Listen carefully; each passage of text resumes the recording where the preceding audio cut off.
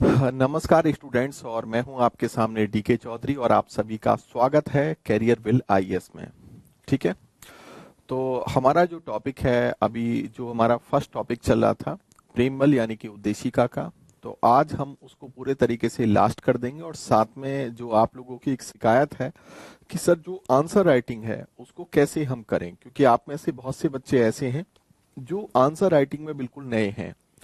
तो answer writing करते time हमें किन चीज़ों का फोकस करना चाहिए, किस तरीके से हमें जो है भूमिका लिखनी चाहिए, कैसे इन निष्कर्ष होना चाहिए, मुख्य पार्ट किस तरीके से होना चाहिए।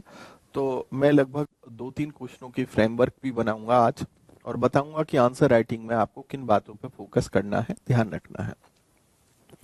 वैसे आप में से बहुत से बच्चे ऐसे हैं जिनकी आंसर राइटिंग वाकई बहुत अच्छी है, और धीरे धीरे और इम्प्रूवमेंट होगा तो आप बहुत अच्छा आंसर राइटिंग लिखना शुरू कर देंगे। ठीक है। हाँ, एक बात और मैं बताना चाह रहा था कि जो इस बार 25 तारीख को सुबह 10 बजे जो लाइव टेस्ट पेपर हुआ था मल्टीपल चॉइस एमसीक्यू की वे में, उसमें एक्चुअली में टेक्निकल प्रॉब्लम थी। आप उसको सुधार सकते हो। वो कैसे? मान लीजिए किसी ने 15 क्वेश्चन सही किए, तो ऐप ये दिखा रहा था कि 15 क्वेश्चन गलत हो गए, तो आप इसका उल्टा मानिए, यानी कि जो सही थे उनको गलत दिखा रहा था, जो गलत थे उनको सही दिखा रहा था। इस तरीके से वहां पर टेक्निकल प्रॉब्लम आई हुई थी। वो आज जो है वो टेक्निकल प्रॉब्लम सही कर दी है, तो अगला जो पेपर होगा उसमें इस तरह की कोई दिक्कत नहीं आएगी। लेकिन फिर भी मैं देख रहा था आप में से काफी बच्चों की अच्छा रेस्पॉन्स था। कुछ बच्चे ऐसे थे जिन्होंने 25 में से भी 25 सही किए हैं। ठीक है। और इसका जो रिजल्ट है आपको जो है शुक्रवार तक आपको फाइनल रिजल्ट मिल जाएगा कि भाई जितने, मान लो 600 बच्चों ने पेपर दिया, तो उसमें पहले नंबर पे कौन है, दूसरे पे कौन है। लेकिन इस बार थोड़ी गड़बड़ी रह गई। अगली बार से जो टेस्ट पेपर होगा उसमें इस तरह की टेक्निकल दिक्कत नहीं होगी। ओके। स्लो आ रही है मेरी आवाज? ठीक है, चलो अब ठीक आ गई होगी मेरी आवाज। खैर, पहले हम शुरुआत कर लेते हैं। तो जो हमारा पॉइंट बचा हुआ था, तो टॉपिक आपका क्या है? टॉपिक आप जानते हो कि अभी हमारा उद्देशिका का टॉपिक चल रहा है, यानी कि उद्देशिका आप अच्छी तरह जानते हो। उद्देशिका को हम क्या कहते हैं? इसको हम प्रेमबल कहते हैं। तो 2-3 पॉइंट है जो अभी हम प्रेमबल में पढ़ेंगे। तो लास्ट क्लास में ये बताया था कि संविधान का उद्देश्य क्या है, और संविधान के उद्देश्य में हमने 4 बातों पे फोकस किया कि जस्टिस का क्या मतलब है, न्याय का मतलब क्या है, स्वतंत्रता जो 5 टाइप की स्वतंत्रता है, विचार, अभिव्यक्ति, विश्वास, धर्म और उपासना, उसका क्या मतलब है, फिर जो समता का मतलब क्या है, और फिर जो बंधुत्व की बात की गई थी उसका क्या मतलब है। ठीक है। तो पवन कह रहे हैं सर मेरा तो पूरा का पूरा रॉन्ग दिखा रहा है, इसका मतलब आपके सारे क्वेश्चन सही हैं। मैं आपको बताया ना कि अगर मान लो किसी ऐप दिखा रहा है कि आपके 25 क्वेश्चन गलत है, तो इसका मतलब 25 क्वेश्चन सही है। तो जो रॉन्ग क्वेश्चन है उनको सही दिखा रहा है, जो सही आंसर है उनको रॉन्ग दिखा रहा है। इस तरह की थोड़ी दिक्कत ऐप में रही है, जो आज ठीक कर दी गई है। ओके। तो नेक्स्ट वीक से इस तरह की कोई दिक्कत नहीं होगी। अरे भैया, मेरी आवाज तो बिल्कुल, क्या आवाज मेरी कम आ रही है क्या? सर वॉइस इंक्रीज कर लीजिए। तो वॉइस तो मेरा इंक्रीज है ही। अरे भैया, राजेंद्र बता तो दिया बेटा, 25 अगर तुम्हारे रॉन्ग आ रहे हैं तो इसका मतलब 25 वो सही है। ठीक है। अगर किसी के 24 गलत है तो इसका मतलब वो 24 सही है। राइट। लेकिन इसका मतलब ये नहीं कि तुम अगली बार से थोड़ा सा, मैंने स्टैंडर्ड हल्का सा किया था पेपर का, लेकिन अगली बार से पेपर ऐसा बनेगा कि तुम्हारे छक्के छूट जाएंगे। ओके। चलिए, खैर। अब जैसे मैंने शुरुआत में एक पूरा एक फ्रेमवर्क बताया था कि उद्देशिका में हम सबसे पहले, हमने उद्देशिका में आपने देखा होगा महत्व को पढ़ा कि उसका सिग्निफिकेंस क्या है, फिर हमने राज्य व्यवस्था की प्रगति को पढ़ा, फिर हमने इसके बाद क्या पढ़ा था, इसके बाद हमने संविधान का जो उद्देश्य है वो हमने पढ़ा। लेकिन अब अगली हेडिंग लिखिए,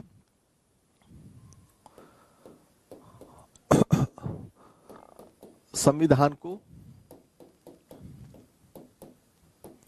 अंगीकृत करना। हेडिंग लिखो, संविधान को अंगीकृत करना। हेडिंग लिखिए इसमें, संविधान को अंगीकृत करना। तो इसमें लिखो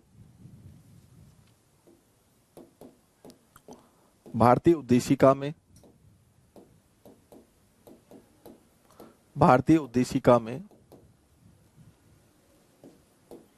26 नवंबर 1949 को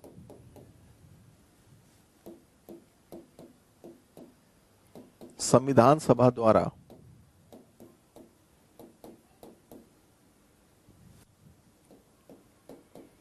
संविधान को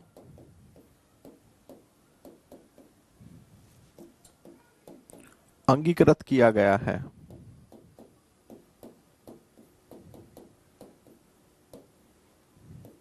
जबकि यूएसए के संविधान में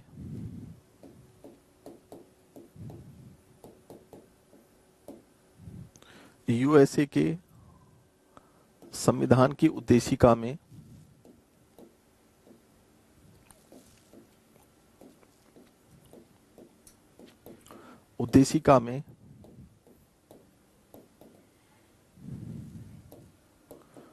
कोई तिथि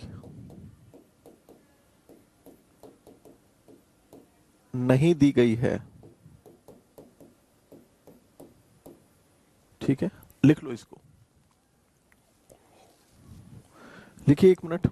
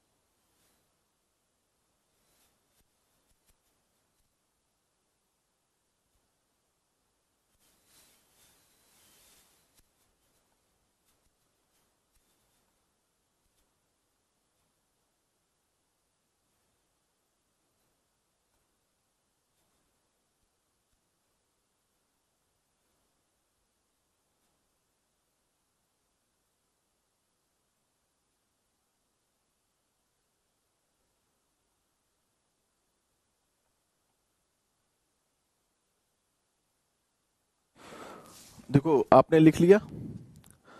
तो मैंने एक चौथा पॉइंट बताया था कि संविधान को अंगीकृत करना। अब इसमें आप इतना लिख लीजिए कि भारतीय उद्देशिका में 26 नवंबर 1949 को संविधान सभा द्वारा संविधान को अंगीकृत किया गया, जबकि यूएसए के संविधान की उद्देशिका में कोई तिथि नहीं दी गई है। उसके बाद लिखो, अगली हेडिंग लिखो, इसमें आगे लिखिए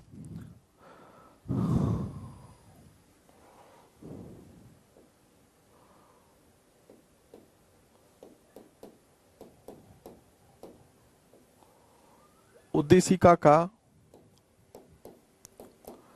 विधिक प्रभाव।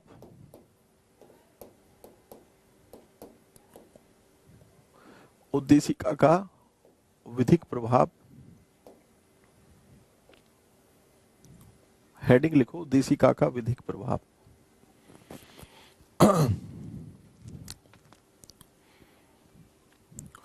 हाँ जी, जिनके 18, अगर आप कह रहे हो कि सर भावना कह रही है सर मेरे 18 सही है, तो क्या 18 गलत है? हाँ जी, फिर आपके 18 गलत हैं।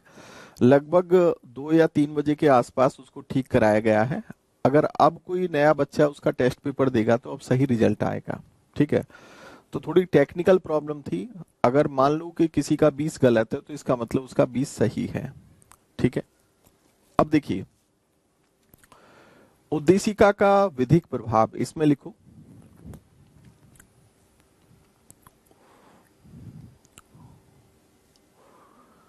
इसमें लिखिए उद्देशिका की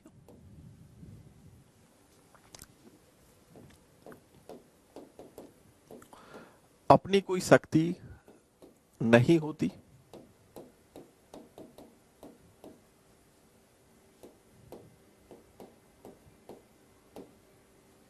उद्देशिका की अपनी कोई शक्ति नहीं होती है।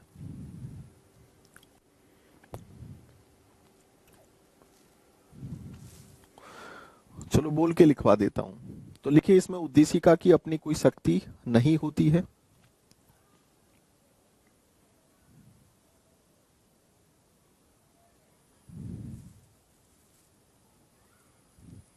उद्देशिका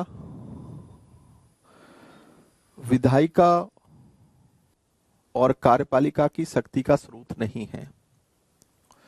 उद्देशिका कार्यपालिका व विधायिका की शक्ति का स्रोत नहीं है। उद्देशिका कार्यपालिका व विधायिका की शक्ति का स्रोत नहीं है और ना ही उद्देशिका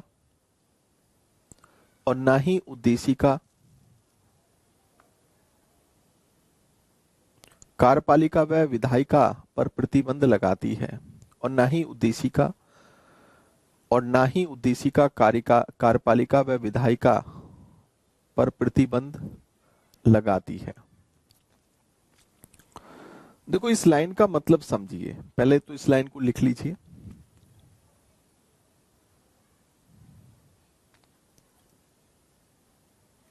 ये अपने आप में बहुत इंपॉर्टेंट है और आपने देखा होगा कि हर साल इसी लाइन को लेकर जो है क्वेश्चन पूछा भी जा रहा है। तो मैंने यहां पर आपको ये बताया कि उद्देशिका की अपनी कोई शक्ति नहीं होती। जैसे अगर मैं आपसे कहूं कि आर्टिकल 14 की क्या कोई शक्ति है, तो आप कहोगे हाँ जी, क्योंकि आर्टिकल 14 समानता के अधिकार की बात करता है।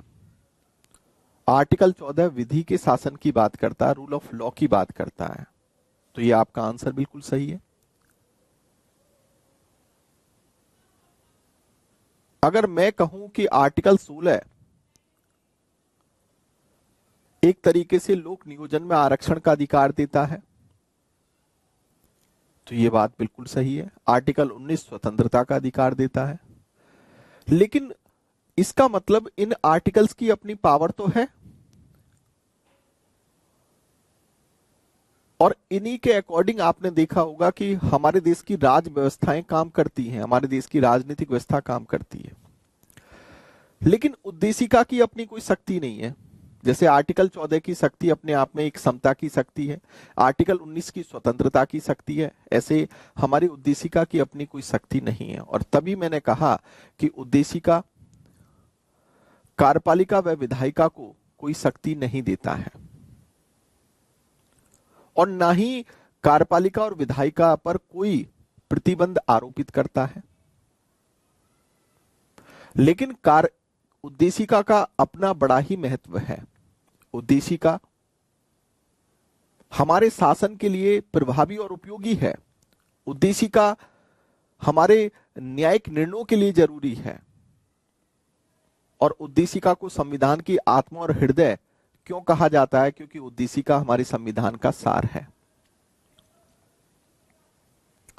तो बेशक उद्देशिका के पास कोई शक्ति नहीं है, बेशक ये कार्यपालिका और विधायिका को कोई शक्ति नहीं देता है और बेशक ये कार्यपालिका और विधायिका पर कोई सीमाएं या प्रतिबंध आरोपित करता है, लेकिन बट इसकी उपयोगिता है, इसका महत्व है और ये शासन के लिए उपयोगी भी है क्योंकि ये संविधान का सार है।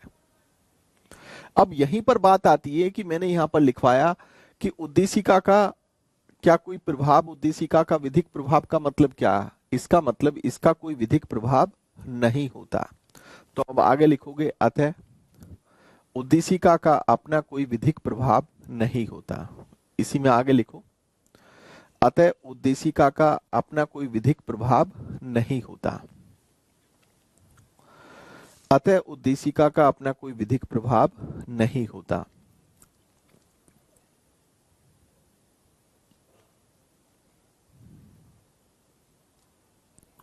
अतः उद्देशिका का अपना कोई विधिक प्रभाव नहीं होता।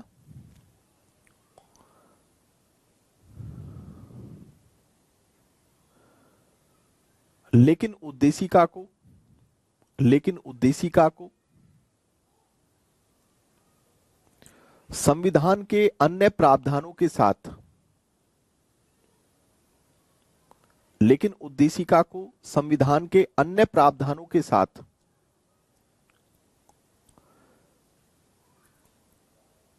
अन्य प्रावधानों के साथ जोड़कर पढ़ा जाए या अन्य प्रावधानों के साथ जोड़ा जाए,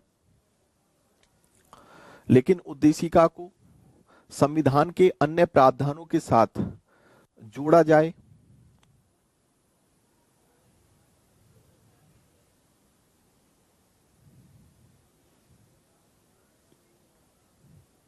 तब उद्देशिका का अपना विधिक प्रभाव बनेगा। तब उद्देशिका का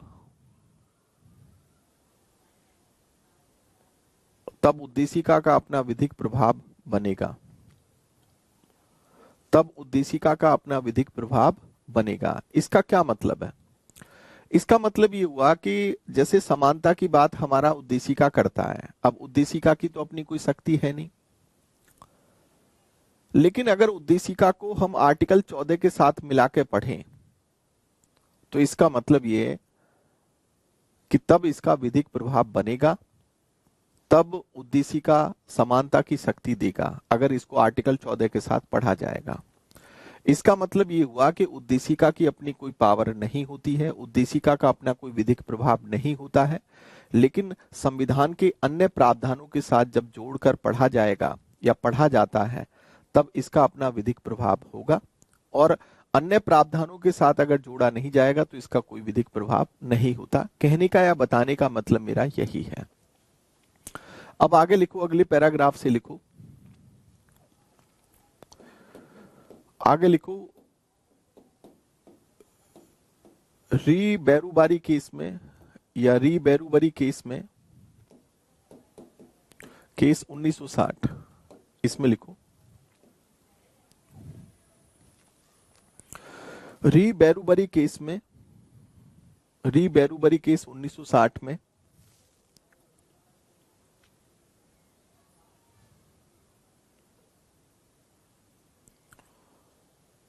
उद्देशिका को महत्वपूर्ण तो माना गया। 1960 केस में उद्देशिका को महत्वपूर्ण तो माना गया, लेकिन सुप्रीम कोर्ट ने लेकिन सुप्रीम कोर्ट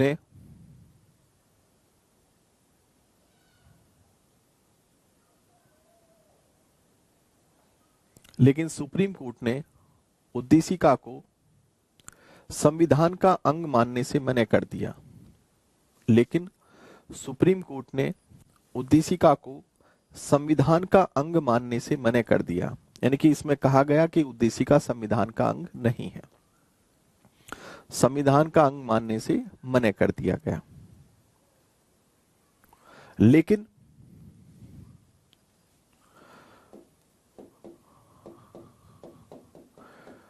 केशवानंद केस 1973 द्वारा, लेकिन केशवानंद केस 1973 द्वारा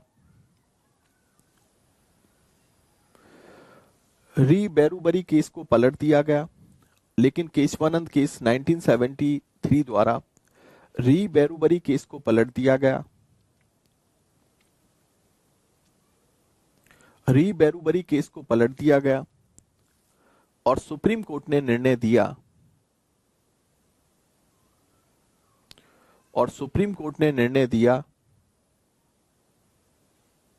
कि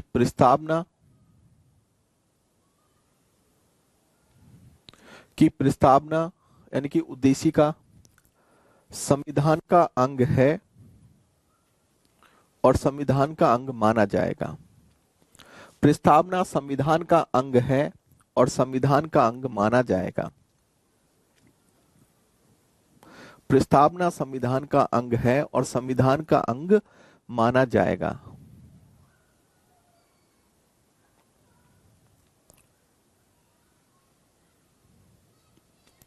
क्योंकि उद्देशिका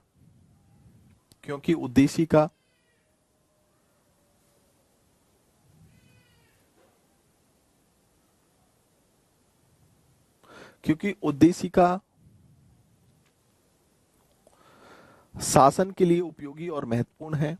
क्योंकि उद्देशिका शासन के लिए उपयोगी और महत्वपूर्ण है, क्योंकि उद्देशिका शासन के लिए महत्वपूर्ण और उपयोगी है और संविधान का सार भी है, और संविधान का सार भी है।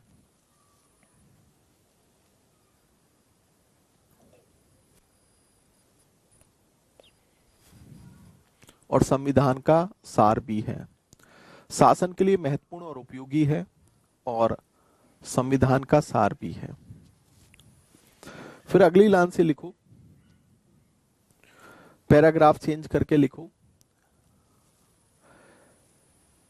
केशवानंद केस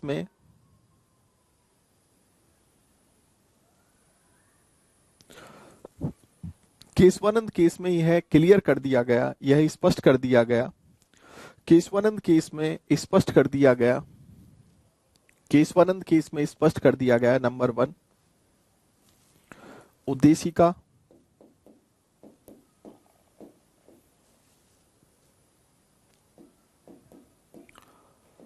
वाद योग्य कौमा बाध्यकारी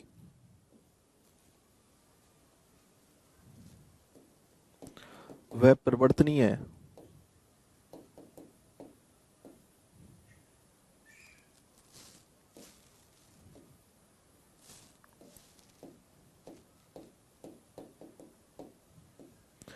वाद योग्य कौमा बाध्यकारी व परिवर्तनीय नहीं है।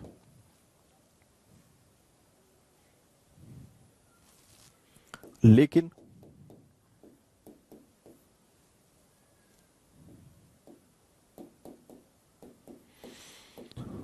उद्देशिका में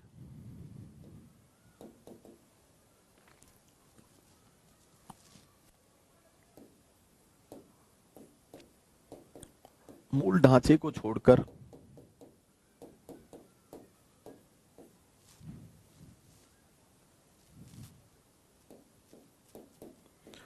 संविधान संशोधन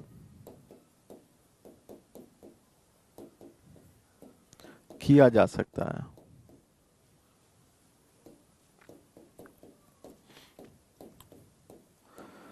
तो कहने का मतलब है कि उद्देशिका वाद योग्य, बाध्यकारी और परिवर्तनीय नहीं है, लेकिन उद्देशिका में मूल ढांचे को छोड़कर संविधान संशोधन किया जा सकता है।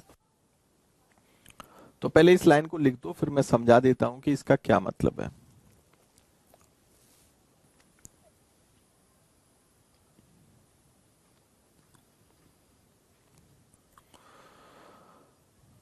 देखिए, सबसे पहली बात आती है कि चलो बाध्यकारी का तो मतलब ये समझ में आ ही गया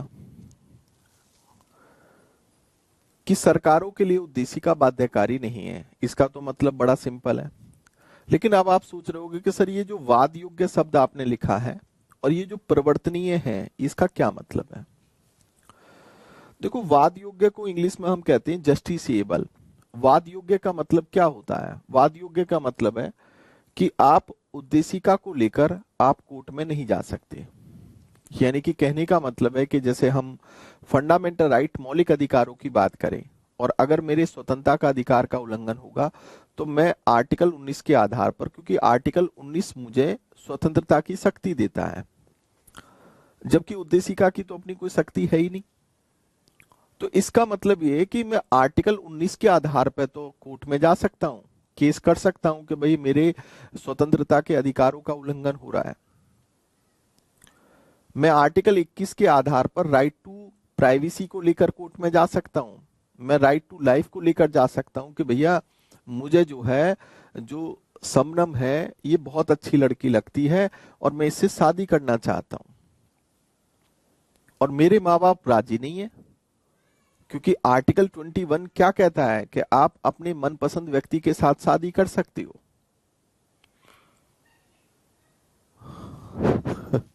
तो इसका जब मैं फंडामेंटल राइट पढ़ाऊंगा तो समझाऊंगा कि किस तरीके से, मतलब क्या केस था ये अपने आप में। तो कुल मिलाकर कहने का मतलब है ऐसा उद्देशिका में नहीं है। आपके स्वतंत्रता के अधिकारों का उल्लंघन हो रहा है, आपके समानता के अधिकारों का उल्लंघन हो रहा है, तो आप कोर्ट में नहीं जा सकते। तो वाद योग्य नहीं है, इसका मतलब है कि आप हाई कोर्ट, सुप्रीम कोर्ट में उद्देशिका को लेकर केस नहीं कर सकते। क्योंकि ये वाद योग्य नहीं है।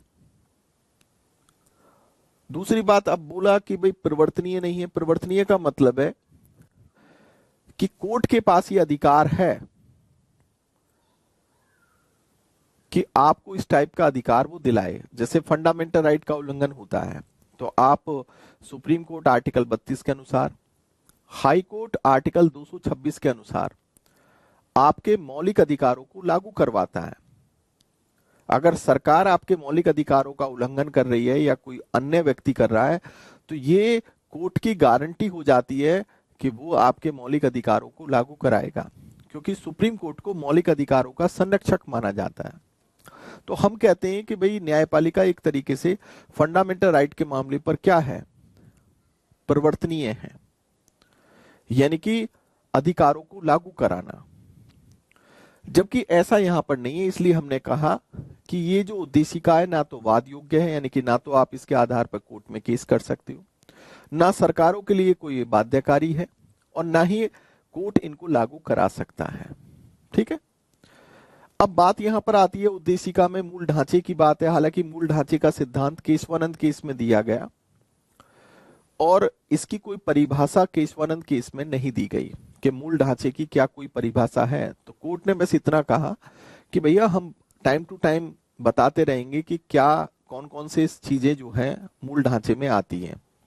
जैसे आपने देखा होगा कि जब एसआर बॉम्बे केस 1994 में आया तो धर्मनिरपेक्षवाद को एक मूल ढांचा माना गया। ठीक है, जैसे न्यायिक पुनरावलोकन की बात करें तो आपने देखा होगा कि 1980 का केस था, और वो कौन सा केस था 1980 का केस जिसमें जुडिशियल रिव्यू न्यायिक पुनरावलोकन को मूल ढांचा माना गया? कोई बच्चा बताएगा? तो कहने का या बताने का मतलब मेरा ये है कि हमारी उद्देशिका में जो मूल ढांचे के रूप में जो शब्द लिखे हुए हैं उनको छोड़कर आप उद्देशिका में संविधान संशोधन कर सकते हो। जैसे मैं एक बात ये कहूं कि समाजवाद, आपने देखा होगा कि ये जो समाजवाद शब्द लिखा है ये अपने आप में कोई मूल ढांचा तो है नहीं। ठीक है, इसका मतलब यहां समाजवाद को लेकर संविधान संशोधन हो सकता है, जबकि समानता स्वतंत्रता तो अपने आप में एक मूल ढांचा है, सामाजिक आर्थिक राजनीतिक न्याय तो एक मूल ढांचा है, धर्मनिरपेक्षवाद अपने आप में एक मूल ढांचा है, संपूर्ण पुरुष संपन्न एक मूल ढांचा है। तो मैंने एक बात आपसे कही कि मूल ढांचे को छोड़कर हमारी उद्देशिका में संशोधन किया जा सकता है। ठीक है, लेकिन ये उद्देशिका हमारी ना तो वाद योग्य है, ना ही परिवर्तनीय है, और ना ही बाध्यकारी है। ओके, तो हम यहां इस पॉइंट से क्या समझे? तो आपको बहुत अच्छे से क्लियर, अब इसमें अगली लाइन में लिखू, अतः, इसी में आगे लिखिए, अतः उद्देशिका का अपना कोई विधिक प्रभाव नहीं होता। अतः उद्देशिका का अपना कोई विधिक प्रभाव नहीं होता। मुझे लग रहा है कमेंट नहीं आ रहे, मैं आपको जो कमेंट नहीं देख पा रहा। अतः उद्देशिका का अपना कोई विधिक प्रभाव नहीं होता है। हाँ जी, मिनर्वा मिल्स केस था वो जिसमें जुडिशियल रिव्यू न्यायिक पुनरावलोकन को मूल ढांचा माना गया। Very good.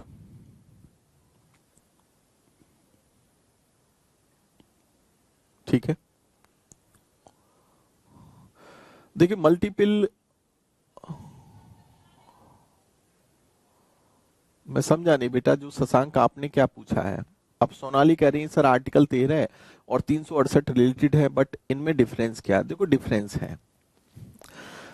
आर्टिकल 13 तो अगर देखें तो ये तो बात करता है जुडिशियल रिव्यू की, कि अगर मौलिक अधिकारों में संशोधन होगा या मौलिक अधिकारों को सीमित किया जाएगा तो देन वहां पर जो न्यायपालिका है उसके पास जुडिशियल रिव्यू की पावर होगी, ऐसा आर्टिकल 13 कहता है। हालांकि ये जो न्यायिक समीक्षा है ये शब्द हमारे संविधान में कहीं नहीं लिखा, लेकिन खुद आर्टिकल 13, खुद आर्टिकल 32, आर्टिकल 226 और भी अन्य आर्टिकल है जो हमारे संविधान को न्यायिक समीक्षा की शक्तियां देते हैं। लेकिन आर्टिकल 13 इसमें थोड़ा स्पष्टीकरण के साथ बोला गया है ठीक है, कि भाई न्यायिक समीक्षा की शक्ति कोर्ट के पास होगी। ओके, 368 तो सिर्फ संविधान संशोधन की बात करता है। ठीक है, अच्छा, मूल ढांचा कौन निर्धारित करता है? देखो, मूल ढांचा केशवानंद केस जब आया था तो मूल ढांचे का जो निर्धारण है वो सुप्रीम कोर्ट ही करता है। ठीक है, क्योंकि मूल ढांचे को लेकर ना तो हमारे संविधान में कोई बात है और ना ही मूल ढांचे को लेकर आपने देखा होगा कि संसद के द्वारा बनाया गया कोई कानून है। तो मूल ढांचे में क्या क्या आएगा इसको सुप्रीम कोर्ट के द्वारा ही तय किया जाता है। अल्टीमेट अथॉरिटी सुप्रीम कोर्ट के पास ही है। ठीक है, समझे? ठीक है, ओके। तो चलो, ये बात आपको समझ में आ गई होगी। उसके बाद अगर देखें तो हमारा अगला पॉइंट क्या था? भारत और यूएसए की उद्देशिका में अंतर। हो सकता है यहां से क्वेश्चन पूछ लिया जाए कि उद्देशिका में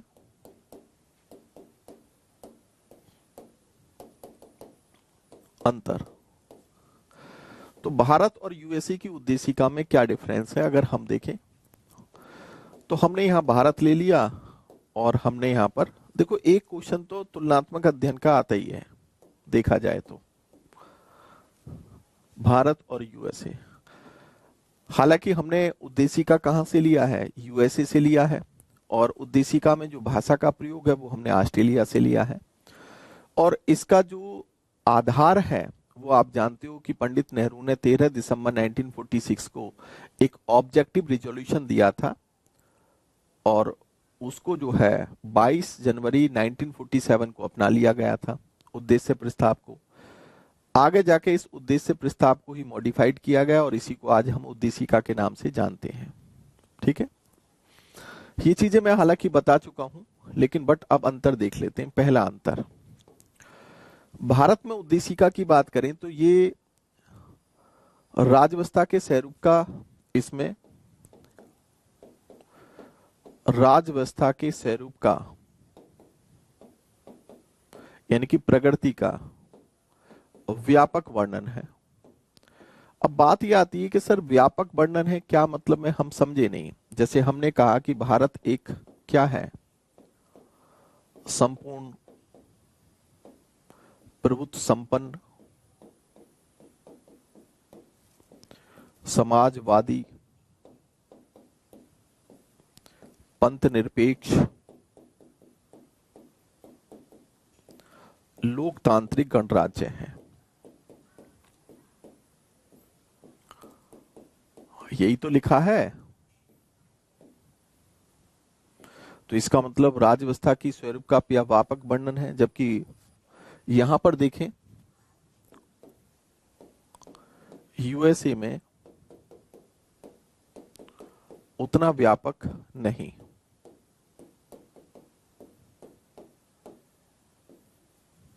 यानी कि वहां की उद्देशिका में लिखो,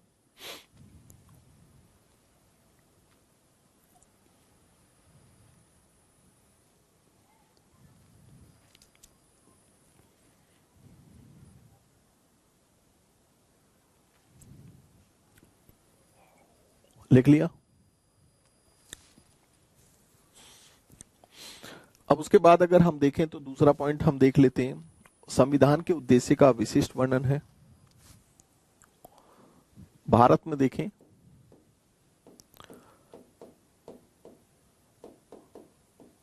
संविधान के उद्देश्यों का विशिष्ट वर्णन है। अब विशिष्ट वर्णन कैसे है? जैसे आपने देखा होगा कि न्याय है, तो न्याय 3 तरह के न्याय की बात की गई है। जैसे स्वतंत्रता है, और स्वतंत्रता में भी ये बताया कि भैया 5 टाइप की स्वतंत्रता है। समता की बात करें तो समता भी 2 टाइप की बताई है। और फिर अगर हम बंधुत्व की बात करें तो बंधुत्व भी क्या है, 2 टाइप का बताया है। तो एक तरीके से हर चीज का एक विशिष्ट वर्णन किया गया है कि सामाजिक, आर्थिक, राजनीतिक न्याय, स्वतंत्रता, विचार, अभिव्यक्ति, विश्वास, धर्म और उपासना। समता मतलब पद की प्रतिष्ठा है और अवसर की समानता है। बंधुत्व यानी कि व्यक्ति की जो व्यक्तिगत रूप में व्यक्ति की गरिमा है और देश की एकता, अखंडता है। इस तरीके से एक विशिष्ट वर्णन हमारी प्रस्तावना में हुआ है। जबकि अमेरिका में देखें तो संविधान का उद्देश्य का क्या है, एक सामान्य वर्णन है। ठीक है,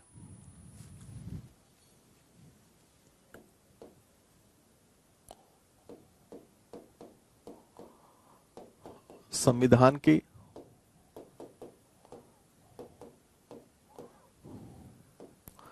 उद्देश्य का एक सामान्य वर्णन किया गया है।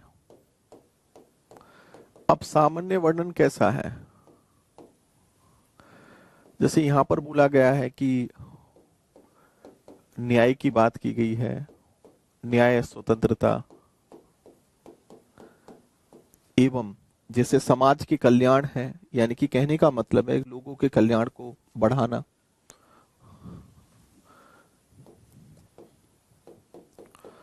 तो लोगों के कल्याण को बढ़ाना।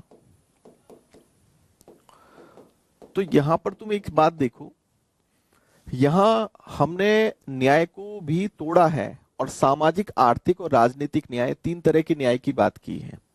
हमने यहाँ स्वतंत्रता को भी तोड़ दिया और कहा विचार, अभिव्यक्ति, विश्वास, धर्म और उपासना। जबकि यहाँ पर ऐसा नहीं है, अमेरिका में सिर्फ ये बोला गया है कि न्याय, स्वतंत्रता एवं लोगों के कल्याण को बढ़ाना।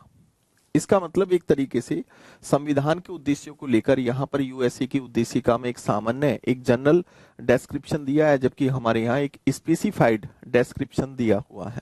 ओके, तीसरा अगर हम पॉइंट देखें तो आप जानते हो कि संविधान को स्वीकार करने की, संविधान को अंगीकृत, अंगीकृत का मतलब है स्वीकार करना,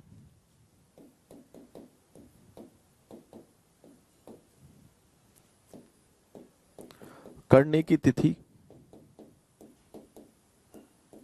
वर्णित है।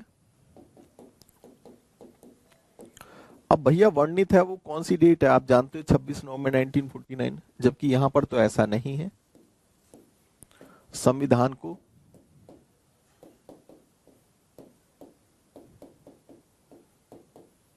अंगीकृत करने की तिथि वर्णित नहीं। तो कुल मिलाकर कहने का मतलब है कि अगर मान लो, अगर आपसे पूछा जाए 150 शब्दों में कि भारत और अमेरिका की उद्देशिका में अंतर स्पष्ट कीजिए, तो अब बड़े आराम से आपके पास तीन तो पॉइंट बड़े वैलिड पॉइंट है। ठीक है, आसानी के साथ आप लिख सकते हो, ऐसी बात नहीं है। ठीक है, तो तीन मैंने ऐसे पॉइंट आपको क्लियर कर दिए।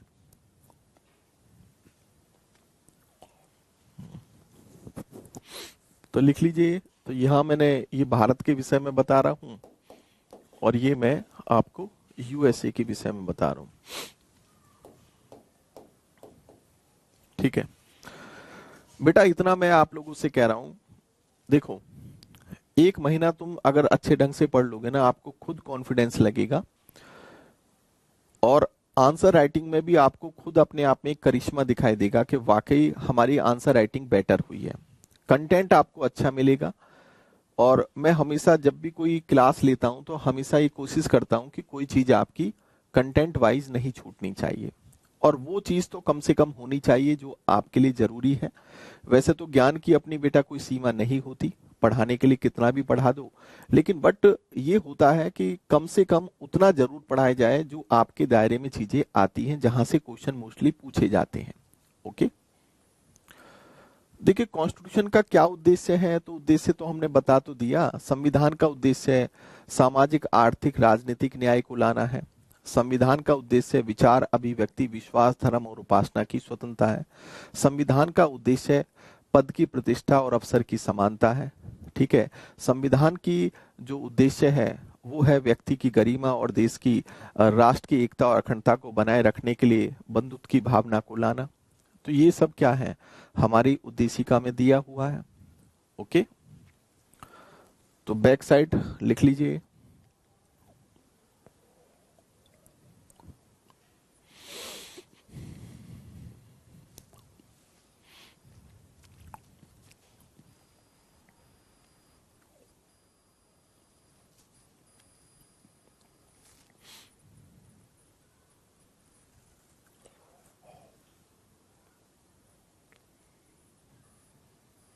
हो गया, लिख लिया आपने?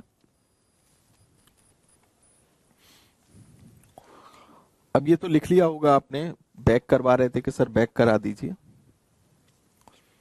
देखो उसके बाद अगर हम देखें, अब हेडिंग लिखो उद्देशिका की आलोचना।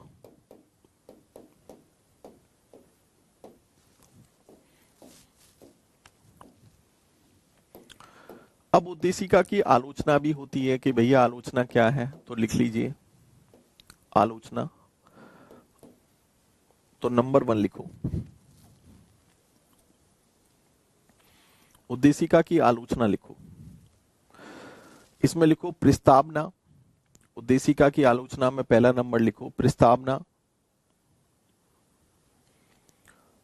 न्यायालय द्वारा परिवर्तनीय नहीं है।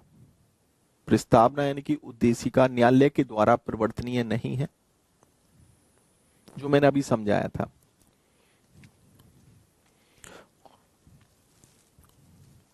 और वाद योग्य व बाध्यकारी भी नहीं है। उद्देशिका न्यायालय के द्वारा परिवर्तनीय नहीं है और वाद योग्य और बाध्यकारी भी नहीं है। और वाद योग्य और बाध्यकारी भी नहीं है। वाद योग्य और बाध्यकारी भी नहीं है, इसलिए उद्देशिका का कोई कानूनी या विधिक प्रभाव नहीं होता। इसलिए उद्देशिका का कोई कानूनी या विधिक प्रभाव नहीं होता। इसलिए उद्देशिका का कोई कानूनी या विधिक प्रभाव नहीं होता। भाई अब एक बात बताओ कि जब उद्देशिका दिया है तो कोई तो शक्ति होनी चाहिए इसकी, जबकि कोई शक्ति तो है नहीं, और यही कारण है कि इसका कोई विधिक या कानूनी प्रभाव होता नहीं है। अब दूसरा पॉइंट लिखो, उद्देशिका सैद्धांतिक आदर्शों को प्रदर्शित करता है। उद्देशिका, दूसरा पॉइंट लिखो आलोचना में, उद्देशिका सैद्धांतिक आदर्शों को प्रस्तुत करता है। उद्देशिका सैद्धांतिक आदर्शों को प्रस्तुत करता है, लेकिन इन आदर्शों को कैसे लागू किया जाए, लेकिन इन आदर्शों को कैसे लागू किया जाए, इसकी स्पष्टता नहीं है। लेकिन इन आदर्शों को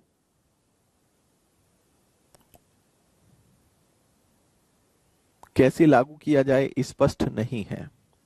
इन आदर्शों को कैसे लागू किया जाए स्पष्ट नहीं है। ठीक है, तीसरा पॉइंट लिखो, उद्देशिका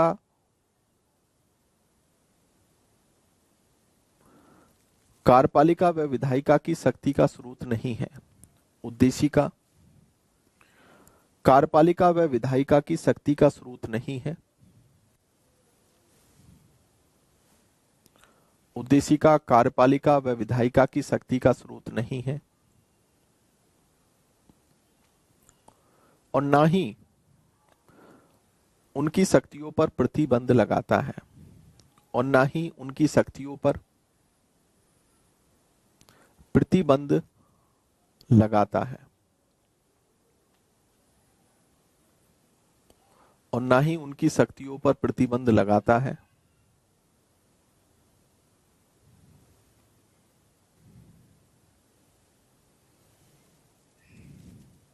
इसलिए उद्देशिका को दंत विहीन व्याघ्र भी कहा जाता है। इसलिए उद्देशिका को दंत विहीन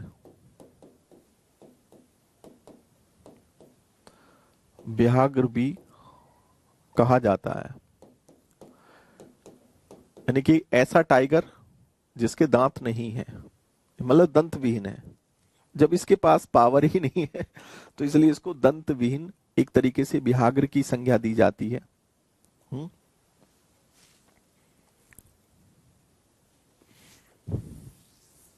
इसलिए इसको दंत विहीन व्याघ्र भी कहा जाता है। अगला चौथा पॉइंट लिखो उद्देशिका में। चौथा पॉइंट लिखिए उद्देशिका में आदर्श व लक्ष्य को, उद्देशिका में आदर्श व लक्ष्य को, उद्देशिका में आदर्श व लक्ष्य को सही ढंग से परिभाषित नहीं किया गया है। उद्देशिका में आदर्श व लक्ष्य को सही ढंग से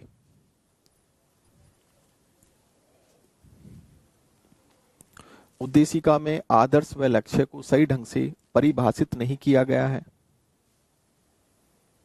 आदर्श व लक्ष्य को सही ढंग से परिभाषित नहीं किया गया है, इसलिए स्पष्टता का अभाव है। आदर्श व लक्ष्य को सही ढंग से परिभाषित नहीं किया गया है, इसलिए सही ढंग से परिभाषित नहीं किया गया है, इसलिए स्पष्टता का अभाव है। जैसे समाजवाद, क्योंकि समाजवाद में ये क्लियर नहीं है कि किस टाइप का समाजवाद एक तरीके से हमारा उद्देशिका क्लियर नहीं कर पाता, तो कहीं ना कहीं समाजवाद को लेकर स्पष्टता की कमी भी दिखाई देती है। तो एग्जाम्पल के तौर पे लिख सकते हो जैसे कि समाजवाद, इसलिए स्पष्टता का अभाव है जैसे कि समाजवाद। तो कुल मिलाकर मैंने चार तरह की चार आलोचनाएं आपको बता दी हैं कि आलोचना क्या क्या है।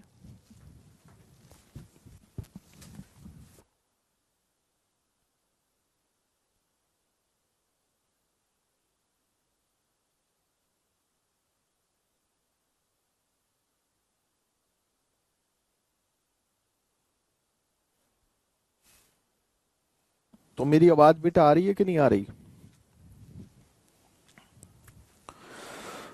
कोई बच्चा चाय पीना चाहता हो तो बता दीजिए। शाम की चाय हमारी आ चुकी है। ओ यार,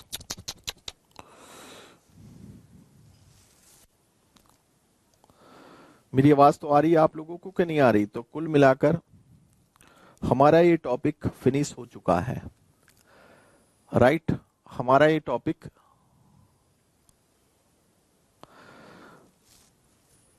ये जो है आपका कब खत्म हो जाएगा? आप ये मान के चलो कि लगभग पूरा का पूरा बैच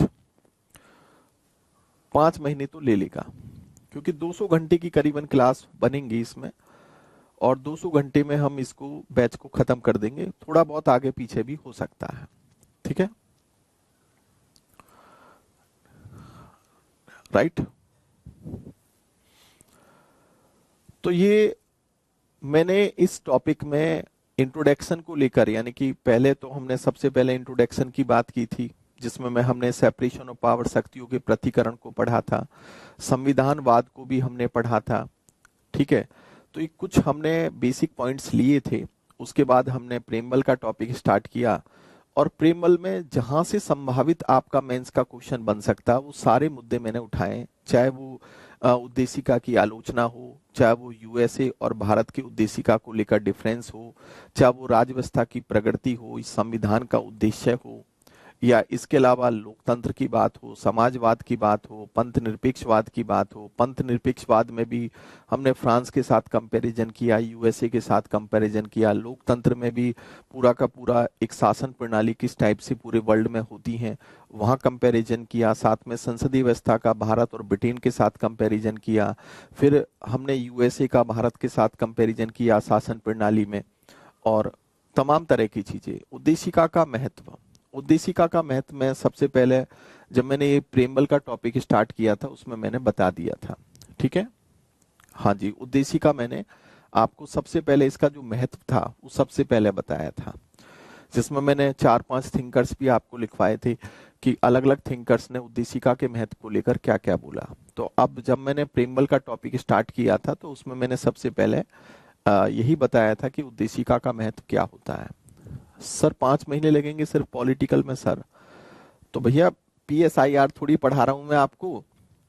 आप ये मान के चलो कि 200 घंटे के आसपास, भाई लगभग 150 घंटे के आसपास आपके पॉलिटी एंड कॉन्स्टिट्यूशन में लग जाएंगे, और उसके बाद 70-80 घंटे आप मान के चलो इसमें आईआर में लग जाएंगे, तो वही 210 घंटे के आसपास चला जाएगा। ओके, तो 5 महीने नहीं तो 5.5 महीने में खत्म करवा देंगे, ठीक है। तो कुल मिलाकर हमने ये सारे टॉपिक आपको, अब उद्देशिका को लेकर पहली बात तो मुझे ये बताइए, कहीं कोई किसी बच्चे का कंफ्यूजन है तो मेरे से आप क्वेश्चन कर सकते हो। फिर उसके बाद मैं आपको बताऊंगा कि जैसे आंसर राइटिंग में आपको कहाँ दिक्कत आती है, किस तरीके से आप आंसर राइटिंग को बेटर कर सकते हो। और मैं आपको बता दूं कि इस वीक में हम 3 टॉपिक करेंगे। ये जो आपका वीक है, यानी कि आज का दिन तो गया, अब जो आपकी आगे की जो क्लास है उसमें हम एक तो संघ शासित यानी कि यूनियन एंड इट्स टेरिटरी का टॉपिक पढ़ेंगे, यानी कि संघ और उसके राज्य क्षेत्र का, जिसमें खासकर हमारा फोकस होगा राज्यों के पुनर्गठन को लेकर। छोटे राज्य, बड़े राज्य, नए राज्यों की मांग क्यों होती है, यहां से मेंस में क्वेश्चन पूछा जा सकता है और यही क्वेश्चन बनता है। उसके बाद इसी के साथ हम यूनियन टेरिटरी, संघ शासित प्रदेश को पढ़ेंगे, जिसमें दिल्ली की भूमिका देखेंगे। दिल्ली में ये विवाद का बिंदु क्यों बनता है बार बार, दिल्ली का उपराज्यपाल और दिल्ली के मुख्यमंत्री हमेशा सुर्खियों में क्यों रहते हैं। दिल्ली की जब अपनी सरकार है तो दिल्ली को पूर्ण राज्य का दर्जा क्यों नहीं दिया जा रहा। फिर क्योंकि जम्मू कश्मीर भी अपने आप में यूनियन टेरिटरी बन गया है, तो आर्टिकल 370 के थ्रू जो हमने संविधान को वहां खत्म करवाया, तो उसके बाद वहां जम्मू कश्मीर की आज की सामाजिक, आर्थिक और राजनीतिक स्थिति क्या है, और जिस लिए हमने वहां के संविधान को खत्म किया, क्या हम उस उद्देश्य को वहां प्राप्त कर पाए। तो ये जो यूनियन टेरिटरी को लेकर जो मुद्दे उठते हैं, चाहे वो जम्मू कश्मीर का मुद्दा हो, चाहे वो दिल्ली का मुद्दा हो, उस पर फोकस होगा। और यूनियन टेरिटरी की क्या स्ट्रक्चर होता है, कौन कौन से उसके एक्ट होते हैं, संवैधानिक प्रावधान क्या क्या है। उसके बाद फिर हम टॉपिक लेंगे नागरिकता का, और नागरिकता भी काफी इंपोर्टेंट टॉपिक है। आपने देखा कि नागरिकता में जो सबसे बड़ा पॉइंट तो एनआरसी का भी अभी मुद्दा उठा हुआ है, नागरिकता संशोधन कानून 2019 है। एनआरसी और एनपीआर में क्या डिफरेंस है, फिर नागरिकता संशोधन कानून और 1955 के कानून में क्या डिफरेंस है। तो संसद में अभी भी नागरिकता कानून सुर्खियों में बना रहता है, फिर क्यों इसका विरोध किया गया, इसके क्या प्रभाव थे या क्या प्रभाव हो सकते हैं, वगैरह वगैरह। तो कुल मिलाकर इस बार इस वीक में हमारा उद्देश्य रहेगा कि 3 टॉपिक आपके पूरे क्लियर कर दिए जाएं। एक आपका संघ और उसके राज्य क्षेत्र का टॉपिक, एक आपका यूनियन टेरिटरी का टॉपिक, संघ शासित प्रदेश, और एक आपका टॉपिक नागरिकता का टॉपिक, ठीक है। अब आप लोगों के अगर कोई क्वेश्चन है तो मेरे से पूछिए। उद्देशिका को लेकर अगर कोई क्वेश्चन है तो मेरे से एक बार पूछ लीजिए, ठीक है, अगर कहीं पर कोई दिक्कत है।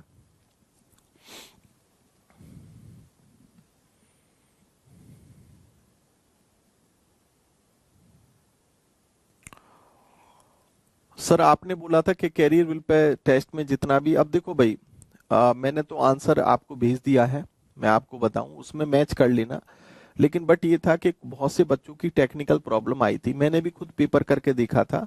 तो मैं आपको बताऊं, मैंने 25 क्वेश्चन सारे सही किए और मेरे 25 के 25 आंसर गलत बता दिए कि आपके 25 के 25 आंसर गलत है। अब तो फिर मैं तो यही समझूंगा कि भाई इसका मतलब उल्टा दिखा रहा है, ठीक है। अब हो सकता है कि भाई अब टेक्निकल प्रॉब्लम ये जल्दी कर दी गई हो, आपने बाद में पेपर दिया हो, लेकिन बट अगले वीक से ये प्रॉब्लम नहीं आएगी। और आंसर जो 25 क्वेश्चनों के आंसर मैंने पीडीएफ की फॉर्म में ग्रुप पे इसलिए डाले हैं ताकि आप एक तरीके से देख सको कि किसके क्या आंसर है, ठीक है। 2023 से पहले, 23 प्री से पहले नहीं हो पाएगा। प्री से पहले कर देंगे बेटा, कोशिश करेंगे, प्री से पहले कोशिश करेंगे कि हो सकता है एक्स्ट्रा क्लासेस बढ़ा दें, ठीक है।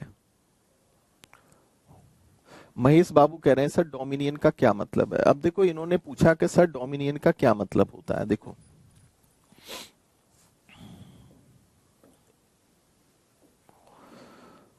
देखिए आपने देखा होगा कि डोमिनियन का मतलब क्या है, डोमिनियन का मतलब बता देते हैं। जैसे हमने बात की थी सॉवरिन की, हमने संप्रभुता की बात की थी, और संप्रभुता का मतलब क्या होता है ये मैंने बता दिया था कि भारत जो है अपने बाह्य क्षेत्र और आंतरिक क्षेत्र में निर्णय लेने के लिए, यानी कि जो देश बाहरी और अपने आंतरिक क्षेत्र में निर्णय लेने की स्वतंत्रता रखता है वो देश अपने आप में एक संप्रभु देश माना जाता है। सुन लीजिए थोड़ा सा। तो बात यहां पर ये आती है कि चलो ठीक है, अब हम भारत की ही स्थिति को देखें।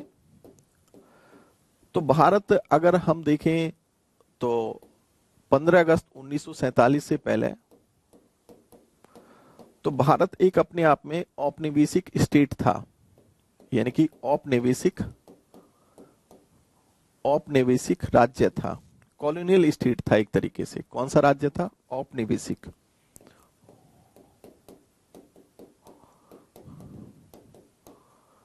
यानी कि पूरे तरीके से नियंत्रण किसका था? ब्रिटेन का नियंत्रण था, क्योंकि ब्रिटेन का उपनिवेश था ये। 15 अगस्त 1947 से पहले की बात थी। तो इसका मतलब भारत एक संप्रभु राष्ट्र तो था ही नहीं। उसके बाद अगर हम देखें तो 15 अगस्त 1947 से लेकर 25 जनवरी 1950 तक भारत अपने आप में एक डोमिनियन स्टेट था, यानी कि अधिराज्य था। अधिराज्य का मतलब क्या है? Dominion state. अब डोमिनियन स्टेट का मतलब यह था कि बेशक भारत की अपनी खुद की सरकार थी और वो सरकार अपने आप में स्वतंत्र थी, लेकिन फिर भी बहुत से सब्जेक्ट ऐसे थे जिस पर अभी भी महारानी विक्टोरिया का अधिकार था, जैसे भारत के विदेशी संबंध या भारत की रक्षा। तो इसका मतलब ये था कि बेशक 1947 में 15 अगस्त 1947 को भारत स्वतंत्र हो चुका था, भारत की एक स्वतंत्र सरकार भी थी, लेकिन अभी भी पूरे तरीके से वो पूर्ण रूप से संप्रभु यानी कि संप्रभु राष्ट्र नहीं बना था, क्योंकि विदेश नीति जैसे या रक्षा जैसे जो सब्जेक्ट थे वो अभी भी महारानी विक्टोरिया के हाथ में थे, जो ब्रिटेन की महारानी थी। यानी कि कहने का मतलब है कि कहीं ना कहीं उसके नाम से ही सब कुछ चल रहा था। हालांकि अधिकार भारत का ही था, लेकिन बट फिर भी जो है महारानी विक्टोरिया का नाम था, हम ये भी कह सकते हैं। लेकिन हुआ क्या कि जब हम बात करते हैं 26 जनवरी की, तो 26 जनवरी 1950 जैसे ही हुआ तो भारत का अपना एक राष्ट्रपति बना दिया गया और भारत पूरे तरीके से क्या है? एक संप्रभु लोकतांत्रिक गणराज्य बन गया। लोकतांत्रिक क्या बन गया? गणराज्य। तो इसका मतलब महारानी विक्टोरिया का जो रोल था वो टोटली बिल्कुल खत्म हो गया और अब भारत एक संप्रभु एक सॉवरिन स्टेट था 26 जनवरी 1950 को। तो बेटा जो आपने डोमिनियन की बात की, तो डोमिनियन का हम ये कह सकते हैं कि 15 अगस्त 1947 से 25 जनवरी 1950 के बिटवीन भारत एक डोमिनियन स्टेट था, जहां पर कहीं ना कहीं अभी भी महारानी विक्टोरिया हमारी भारत की महारानी बनी हुई थी। ठीक है, समझे? देखो, समीक्षा का मतलब हम एक तरीके से ये कह सकते हैं, जहां हम समीक्षा की बात करते हैं तो उसमें कुछ आलोचना लिखने के बाद फिर हम जिस बात को लिख रहे हैं तो उसमें पॉजिटिव बातें देते हैं, तो वो एक तरीके से समीक्षा मानी जाती है। ठीक है, उसमें दोनों तरह के पॉइंट हो सकते हैं, नकारात्मक भी और सकारात्मक भी। ठीक है, राइट। चलिए खैर, तो ये बेटा किसी ने पूछा था कि सर डोमिनियन का क्या मतलब होता है। डोमिनियन का मतलब मैंने बता दिया। ओके,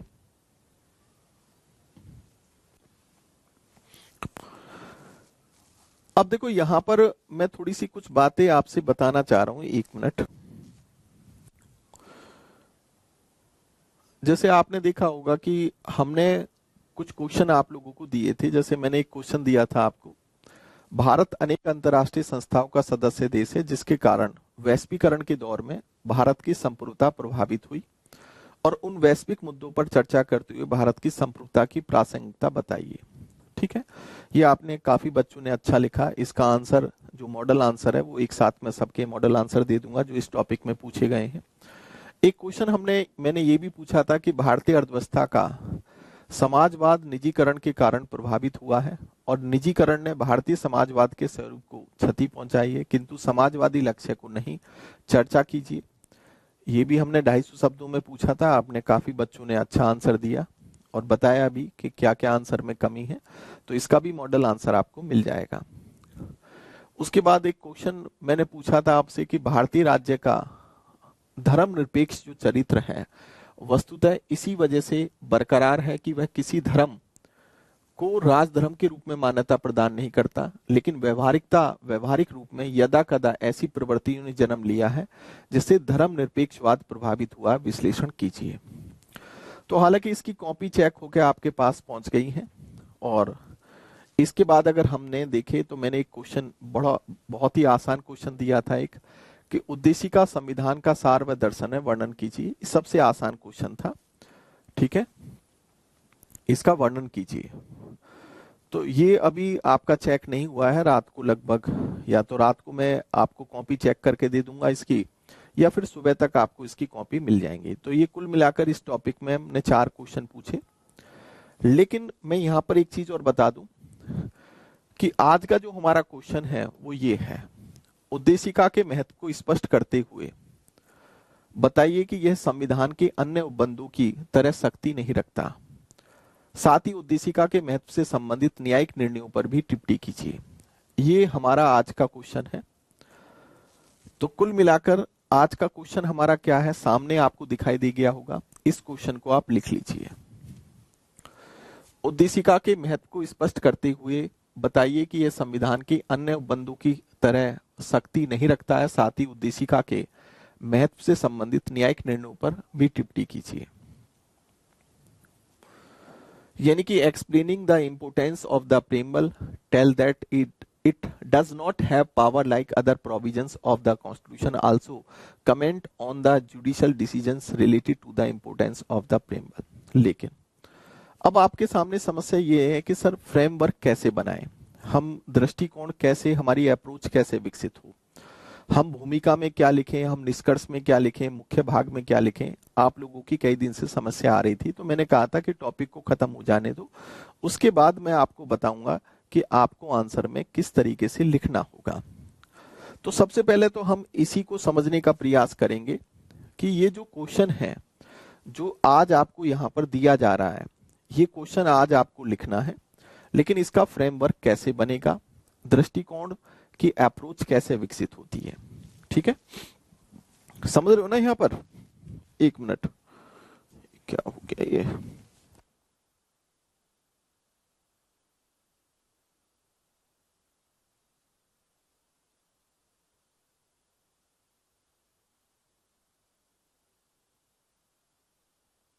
बेटा मेरी आवाज तो आ रही है ना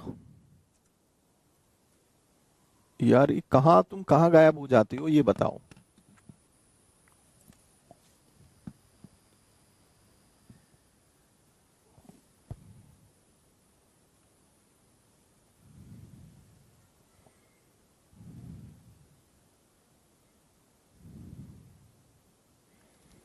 एक मिनट।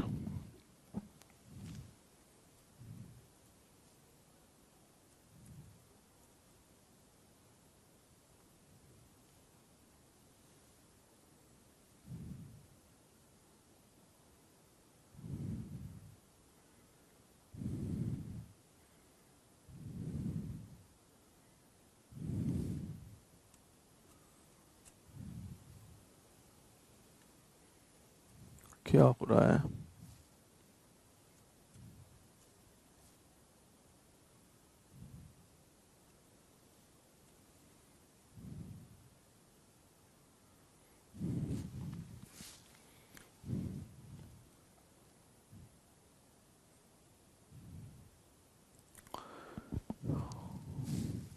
आवाज तो बेटा मेरी आ रही है ना? एक मिनट रुक जाओ यार।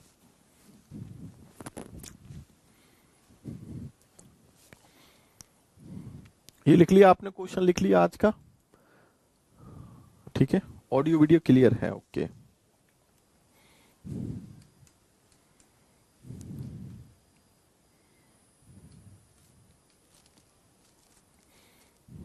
जिन बच्चों ने नहीं लिखा है वो अब लिख लें इसको।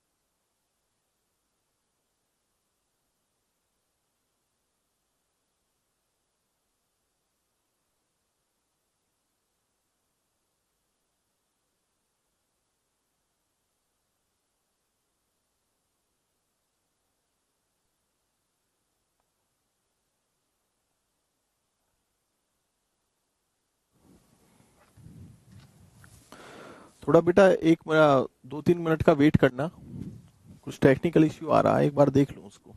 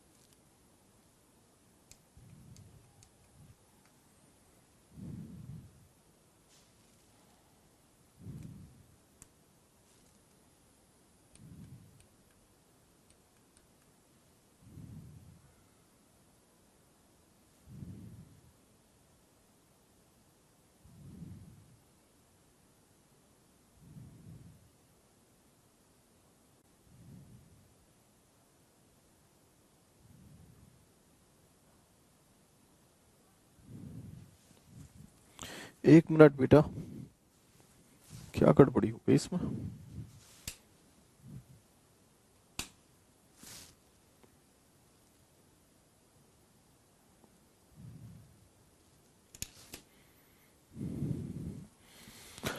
चलो खैर, बाद में देखेंगे क्या प्रॉब्लम आ रही है।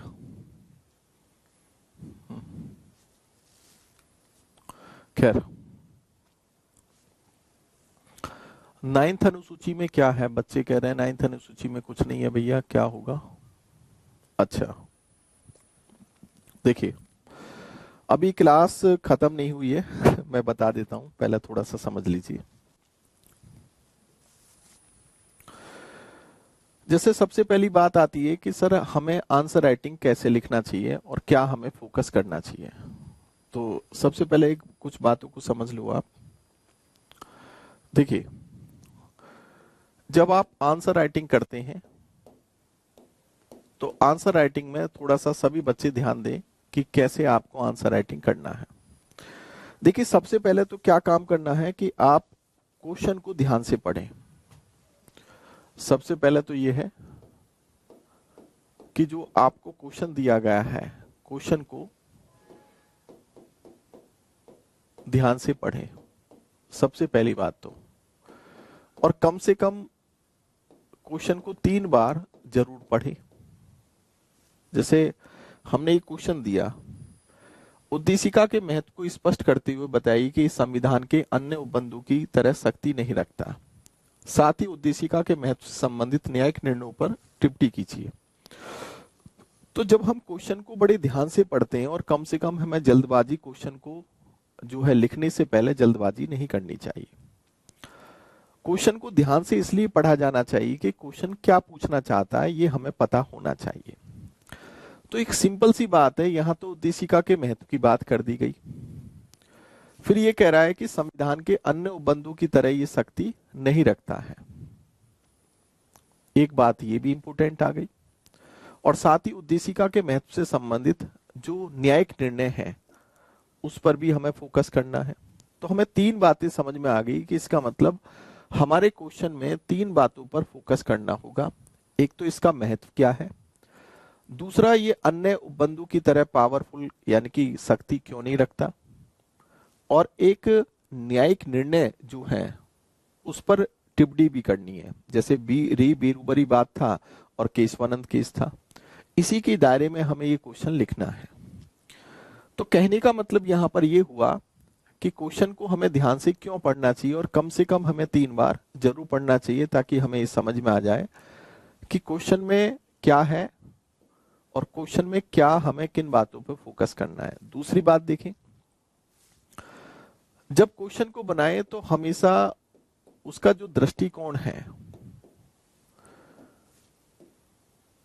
उसको रफ कार्य पर, यानी कि रफ पर जो उसकी अप्रोच है यानी कि दृष्टिकोण जरूर लिखें।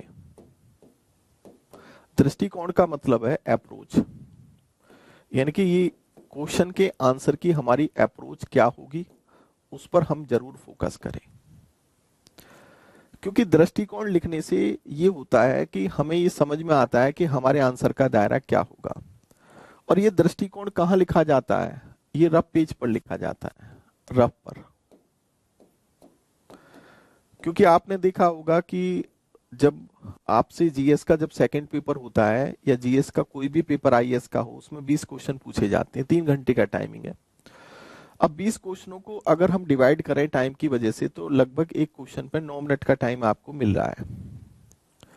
होता क्या है, कई बार बच्चों के सामने ये होता है कि बीच में वो लटक जाते हैं, लिखना शुरू किया और देन फिर बीच में समझ में नहीं आता कि लिखें क्या। इसलिए क्वेश्चन का फ्रेमवर्क यानी कि अप्रोच बनाना जरूरी है। और ये सबसे पहले जब आप क्वेश्चन को 2-3 बार पढ़ोगे, उससे आपको ये समझ में आ जाएगा कि आपका क्वेश्चन का दृष्टिकोण क्या होना चाहिए। ठीक है, तो यानी कि उसके बाद हमें क्या काम करना है कि दृष्टिकोण हमें रफ पेज पर जरूर लिखना है, ताकि जब हम लिखते टाइम हमारी पेंसिल इधर से उधर ना डगमगाए और हम एक दायरे में उसको आंसर को लिख दें जो उसमें पूछा गया है। अब जैसे यही क्वेश्चन था, तो इस क्वेश्चन में मैंने कहा कि 3 बातों पर फोकस किया गया है। कि अगर हम इस क्वेश्चन की बात करें तो इस क्वेश्चन में एक तो क्वेश्चन महत्व पर फोकस कराना चाहता है, और एक उद्देशिका जो है, उद्देशिका के पास शक्ति नहीं होती। ठीक है, इस पे भी हमें फोकस करना है। और साथ में हमें ये भी बताना है कि जो इसके महत्व को लेकर जो न्यायिक निर्णय आए थे, यानी कि उन केसों के विषय में भी बताना है। तो हमें एक बात तो समझ में आ गई कि जैसे ही हमने पढ़ा तो हमें 3 बातों पर फोकस करना है। तो इसका फिर अब अप्रोच आप कैसे बनाओगे। अगर हम अप्रोच की बात करें, मेरी आवाज तो आ रही है ना बेटा, कि नहीं आ रही मेरी आवाज? अगर हम अप्रोच की बात करें तो इसका मतलब फिर हमें अप्रोच पे अब हमें फोकस करना होगा कि जो इसकी अप्रोच बनेगी वो किस टाइप से फिर इसकी अप्रोच बनेगी।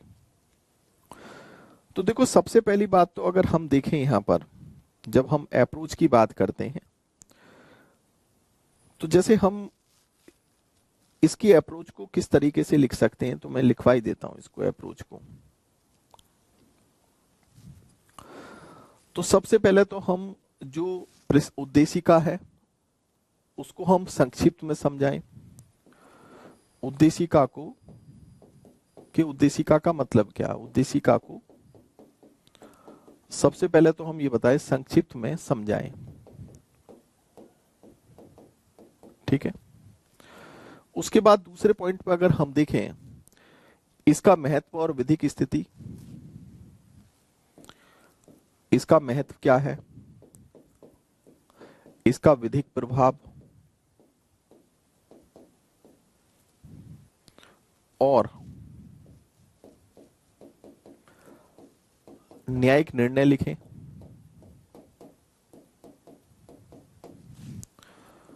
और तीसरी बात अगर हम देखें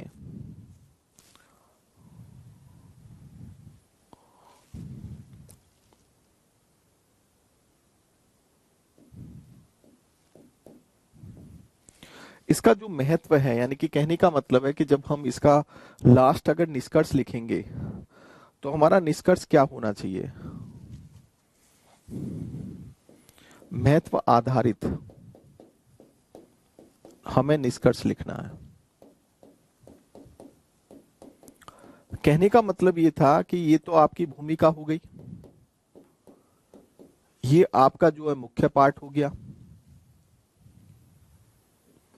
और ये आपका निष्कर्ष हो गया। ठीक है, क्योंकि जब आप कोई क्वेश्चन लिखते हो तो उसमें तीन ही चीजें होती हैं जो खासकर आपको सबसे पहले भूमिका लिखनी होती है, फिर आपको मुख्य भाग लिखना होता है और फिर आपको निष्कर्ष देना होता है। ये मुख्य भाग सबसे बड़ा होता है। जैसे हमारे से क्वेश्चन ये पूछा गया 250 शब्दों में पूछा गया, तो इसका मतलब ये हुआ कि भूमिका हम 50 शब्दों में लिख दें, 50 वर्ड्स में, मुख्य भाग हम 200 शब्दों में लिखें और निष्कर्ष हम किसे में लिखें, 50 वर्ड्स में लिखते हैं। इस तरीके से हम 250 वर्ड्स में लिख सकते हैं। तो भूमिका में हमें क्या बताना है कि उद्देशिका को संक्षिप्त वे में हमें समझाना है कि उद्देशिका है क्या। तो उद्देशिका को एक तरीके से क्या होता है कि जैसे कोई भी क्वेश्चन का जब आंसर लिखते हो तो भूमिका क्या होती है, उसके आंसर का सार ही तो होता है भूमिका, और क्या होती है।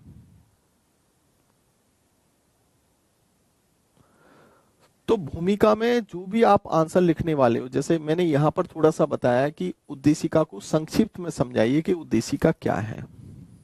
ठीक है, फिर इसको महत्व को बताइए। महत्व में 3-4 थिंकर्स हैं, उनके भी आप बता दीजिए कि उन्होंने क्या क्या बोला है। विधिक प्रभाव इसका कोई होता नहीं है, तो मैंने जो समझाया कि भाई इसकी अपनी कोई शक्ति नहीं होती है, कार्यपालिका विधायिका को इससे कोई शक्ति प्राप्त नहीं होती।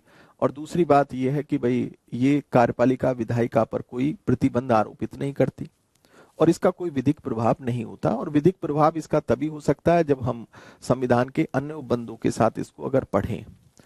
न्यायिक निर्णय, आप री बेरूबरी केस है, री बेरूबरी वाद है, आप केशवानंद केस है, उसमें आप बता सकते हो कि भाई ये संविधान का आज की डेट में भाग माना जाता है। दूसरी बात इसमें फिर ये समझाइए कि वाद योग्य, परिवर्तनीय और बाध्यकारी नहीं है।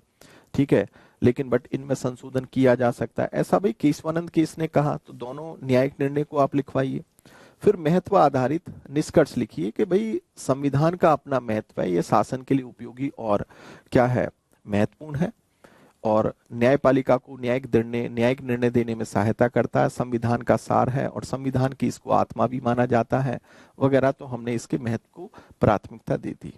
ओके, बेशक इसकी अपनी कोई शक्ति नहीं होती है, बेशक इसका अपना कोई विधिक प्रभाव नहीं होता है, लेकिन ये शासन के लिए उपयोगी और महत्वपूर्ण है और न्यायपालिका को न्यायिक निर्णय देने में सहायता भी करता है और ये संविधान का सार और संविधान की आत्मा इसको माना जाता है।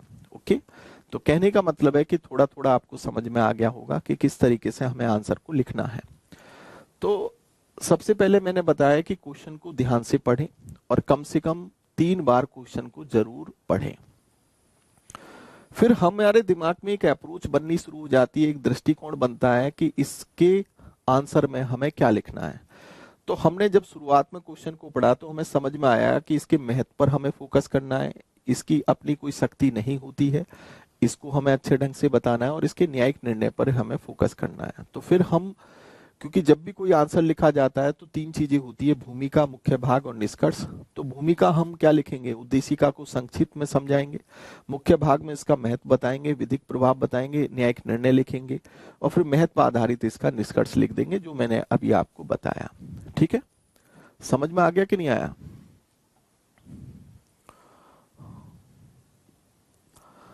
अरे इतना क्लियर हो गया। अब उसके बाद हमें और क्या आंसर राइटिंग पे फोकस और क्या करना है। तो ये दो चीजें तो जरूर अपनाएं आप। फिर उसके बाद अब बात यहां पर आती है कि आंसर को प्रभावी करने का तरीका क्या है। आंसर को प्रभावी बनाने के तरीके।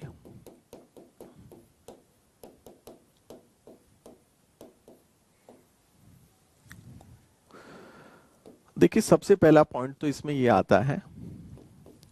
सबसे पहला पॉइंट,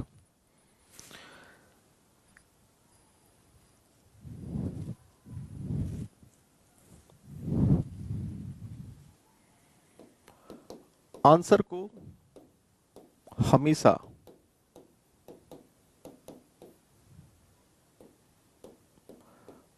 क्वेश्चन के अनुसार लिखें। यानी कि कहने का मतलब है कि जो पूछा गया है वही बताएं। जैसे कई बार बच्चे क्या काम करते हैं कि कहानी डीडीएलजी की पूछी और कहानी लिख दी दिल जली की। कई बार बच्चे क्या काम करते हैं कि जाना हमें पटना था लेकिन हम पहुंच गए कोलकाता। ये हमेशा ध्यान रखिएगा कि आपको अपने आंसर में वही लिखना है जो पूछा गया है। इसका मतलब अगर आपको पटना जाना है तो कलकत्ता का रास्ता नहीं लिखना, उसमें पटना का ही रास्ता लिखना है। और इसके लिए मैंने आपको क्या बताया कि आप अपने अंदर दृष्टिकोण अप्रोच बनाने की कला विकसित करें और उसको रफ पेज पे लिख ले कि हम भूमिका में ये पॉइंट हमें डालना है, मुख्य भाग में हमें ये पॉइंट डालना है और निष्कर्ष में हम ऐसे बनाते हुए चले जाएंगे। ये आपका लगभग 1 मिनट में ये काम हो जाना चाहिए। और क्वेश्चन को जब 2-3 बार पढ़ोगे तो आप उससे ही समझ में आ जाएगा कि क्वेश्चन क्या पूछना चाहता है, जैसे मैंने अभी थोड़ा सा आपको बताने का प्रयास किया। तो हमेशा ध्यान रखने हैं कि आंसर जब भी लिखें उसमें जो पूछा गया है वही आपको लिखना है, ठीक है, अन्य चीजें नहीं लिखनी। इस चीज का विशेषकर ध्यान रखें। दूसरा, अगर हम देखें तो आपका जो आंसर है वो आपका एक तरीके से प्रमाणिक होना चाहिए। यानी कि कहने का मतलब ये हुआ कि हम कह सकते हैं ऑथेंटिकेट होना चाहिए। कहने का मतलब क्या हुआ? ऑथेंटिकेट।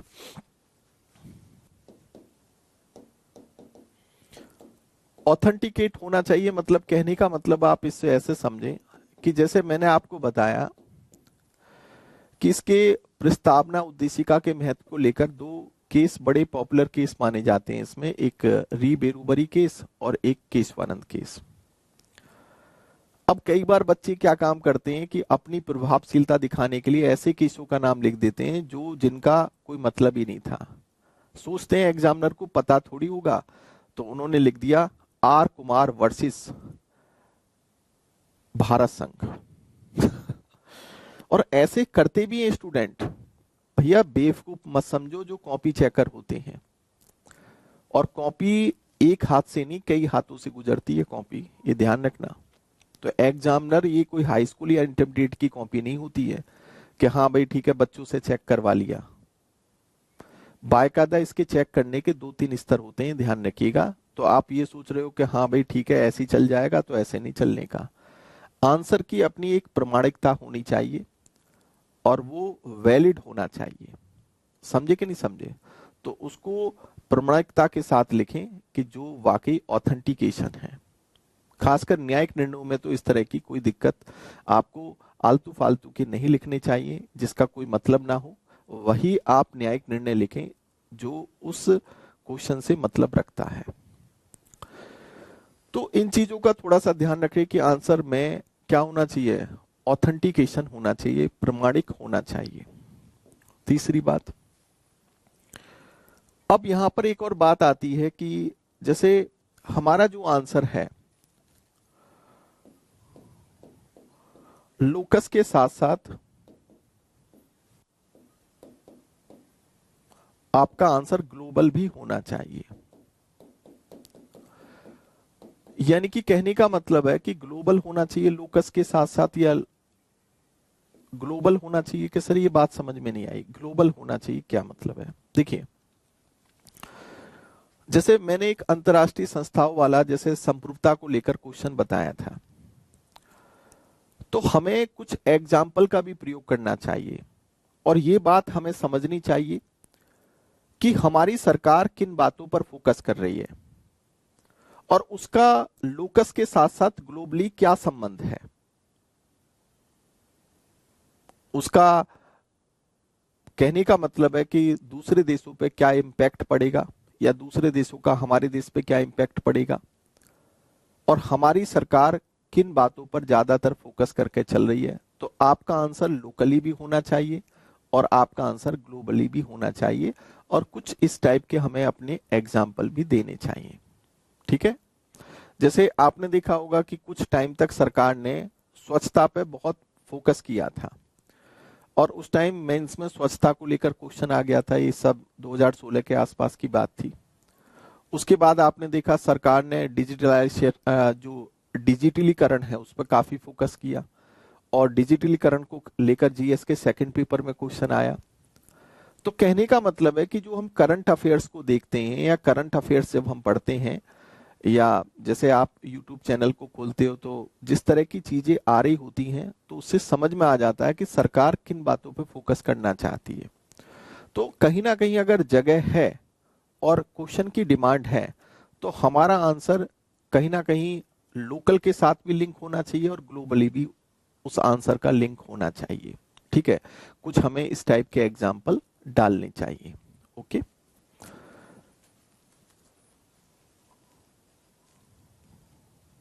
यानी कि आंसर लोकस के साथ साथ ग्लोबल भी होना चाहिए।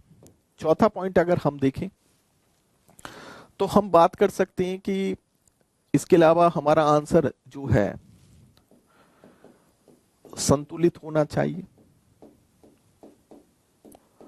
संतुलित होना चाहिए, संतुलित का मतलब क्या है कि बैलेंस होना चाहिए। बैलेंस कैसे? अभी आपने देखा कि हमारे क्वेश्चन में तीन बातों पर ज्यादा फोकस हुआ। ये जो अभी क्वेश्चन पूछा था कि हमें महत्व बताना है, हमें सख्ती नहीं होती है उद्देशिका की और न्यायिक निर्णय। अगर मान लो ये 200 शब्दों में, क्योंकि मुख्य भाग मैंने 200 शब्दों में बताया, अगर सपोज करो मैं इस महत्व के भाग को तो 150 शब्दों में लिख देता हूं और इसको 25 शब्द और इसको 25 शब्द, तो कहीं ना कहीं जो एक बैलेंस है क्वेश्चन के आंसर का वो बिगड़ गया। जब क्वेश्चन को तुम ध्यान से पढ़ोगे तो वो महत्व भी आपको महत्व भी बताना है, आपको सख्ती नहीं होती है और न्यायिक निर्णय भी बताना है। तो इसका मतलब आंसर को तो आपको बैलेंस करना होगा। इसका मतलब ये है कि चलो थोड़ा बहुत तो इधर उधर चल जाता है कि हमने चलो महत्व जो है 100 शब्दों का बता दिया, सख्ती जो है हमने चलो 50 शब्दों में बता दिया, ये हमने 50 शब्दों में बता दिया, तो इतना तो चल जाएगा। या थोड़ा बहुत बढ़ा के हम इतना भी कर सकते हैं, 75 शब्द हम जोड़ सकते हैं, लेकिन बट जो पूछा गया है जिस हिसाब से पूछा गया उसी हिसाब से हमें आंसर भी बैलेंस करना होगा, ये ध्यान रखिएगा।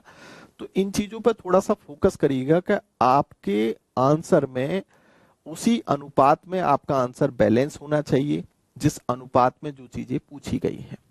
ठीक है, दूसरी बात, आपके आंसर की एक ऑथेंटिकेशन होनी चाहिए। आपका आंसर लोकस के साथ साथ ग्लोबली भी फोकस होना चाहिए। आपका जो आंसर है वो दायरे में फिट होना चाहिए, यानी कि दायरे से बाहर नहीं होना चाहिए। ठीक है, ये बातें आप लोगों को समझ में आई।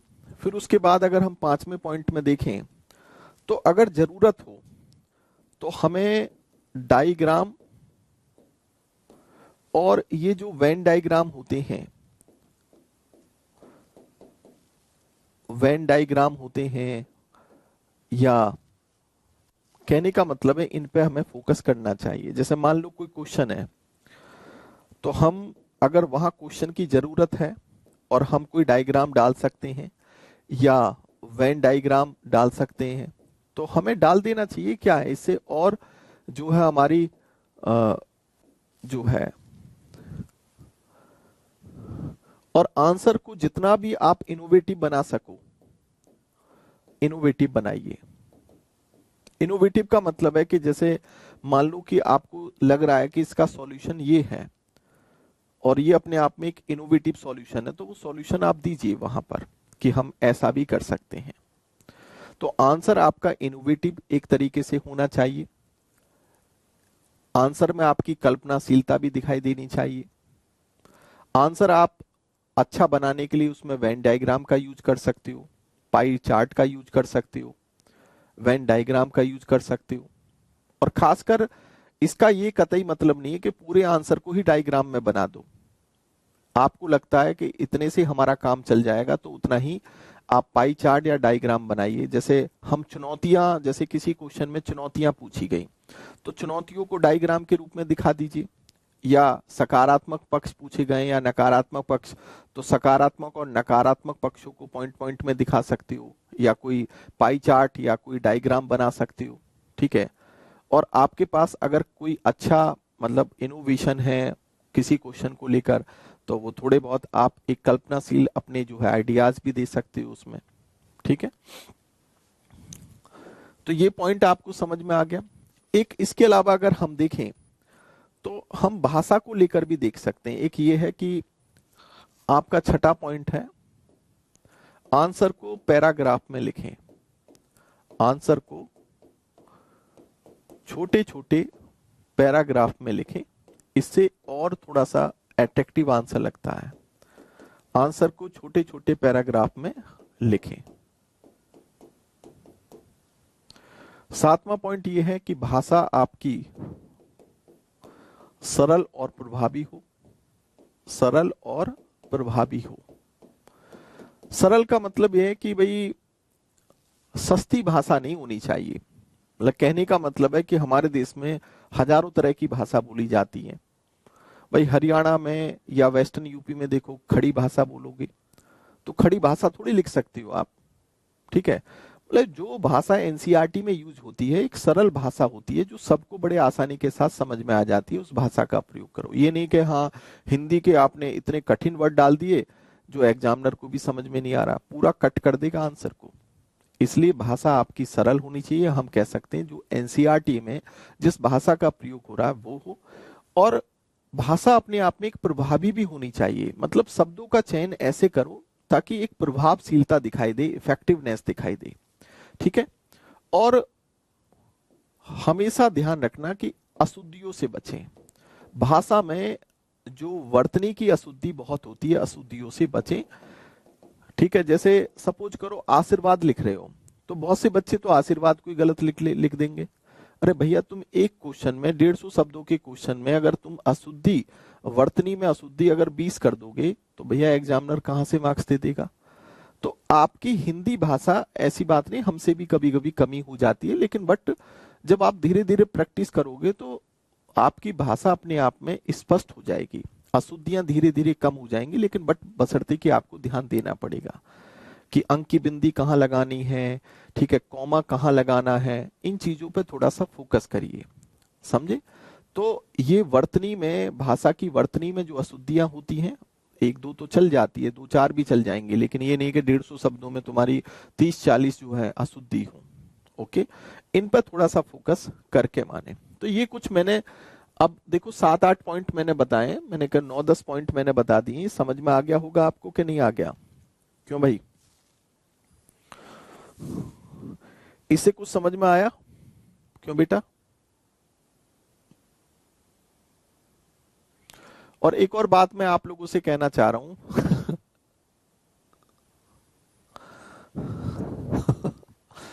एक बात और कहना चाह रहा हूं आपसे, और निष्कर्ष हमेशा सकारात्मक लिखें।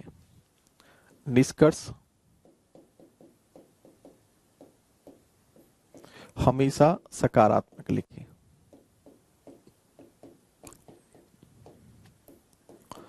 इन चीजों को थोड़ा सा अपनाने की कोशिश करो। लेकिन अभी एक पॉइंट और रह रहा है कि सर जब हम क्वेश्चन को पढ़ते हैं तो पीछे लिखा होता है आलोचनात्मक मूल्यांकन कीजिए, विश्लेषण कीजिए, टिप्पणी कीजिए, रेखांकित कीजिए। इनका क्या मतलब है? तो उसको भी मैं चलो किसी दिन क्लास में बताऊंगा, क्योंकि उन शब्दों का भी समझना जरूरी है, उस हिसाब से भी आंसर लिखा जाता है। जैसे आलोचनात्मक मूल्यांकन पूछा, तो इसका मतलब ये है कि वर्तमान परिस्थितियों में उसकी आलोचनाओं पे भी हमें फोकस करना है, ठीक है। और कम से कम 40% भाग हमारा आलोचनाओं का हमारे आंसर में होना चाहिए, अगर आलोचनात्मक मूल्यांकन की बात की है।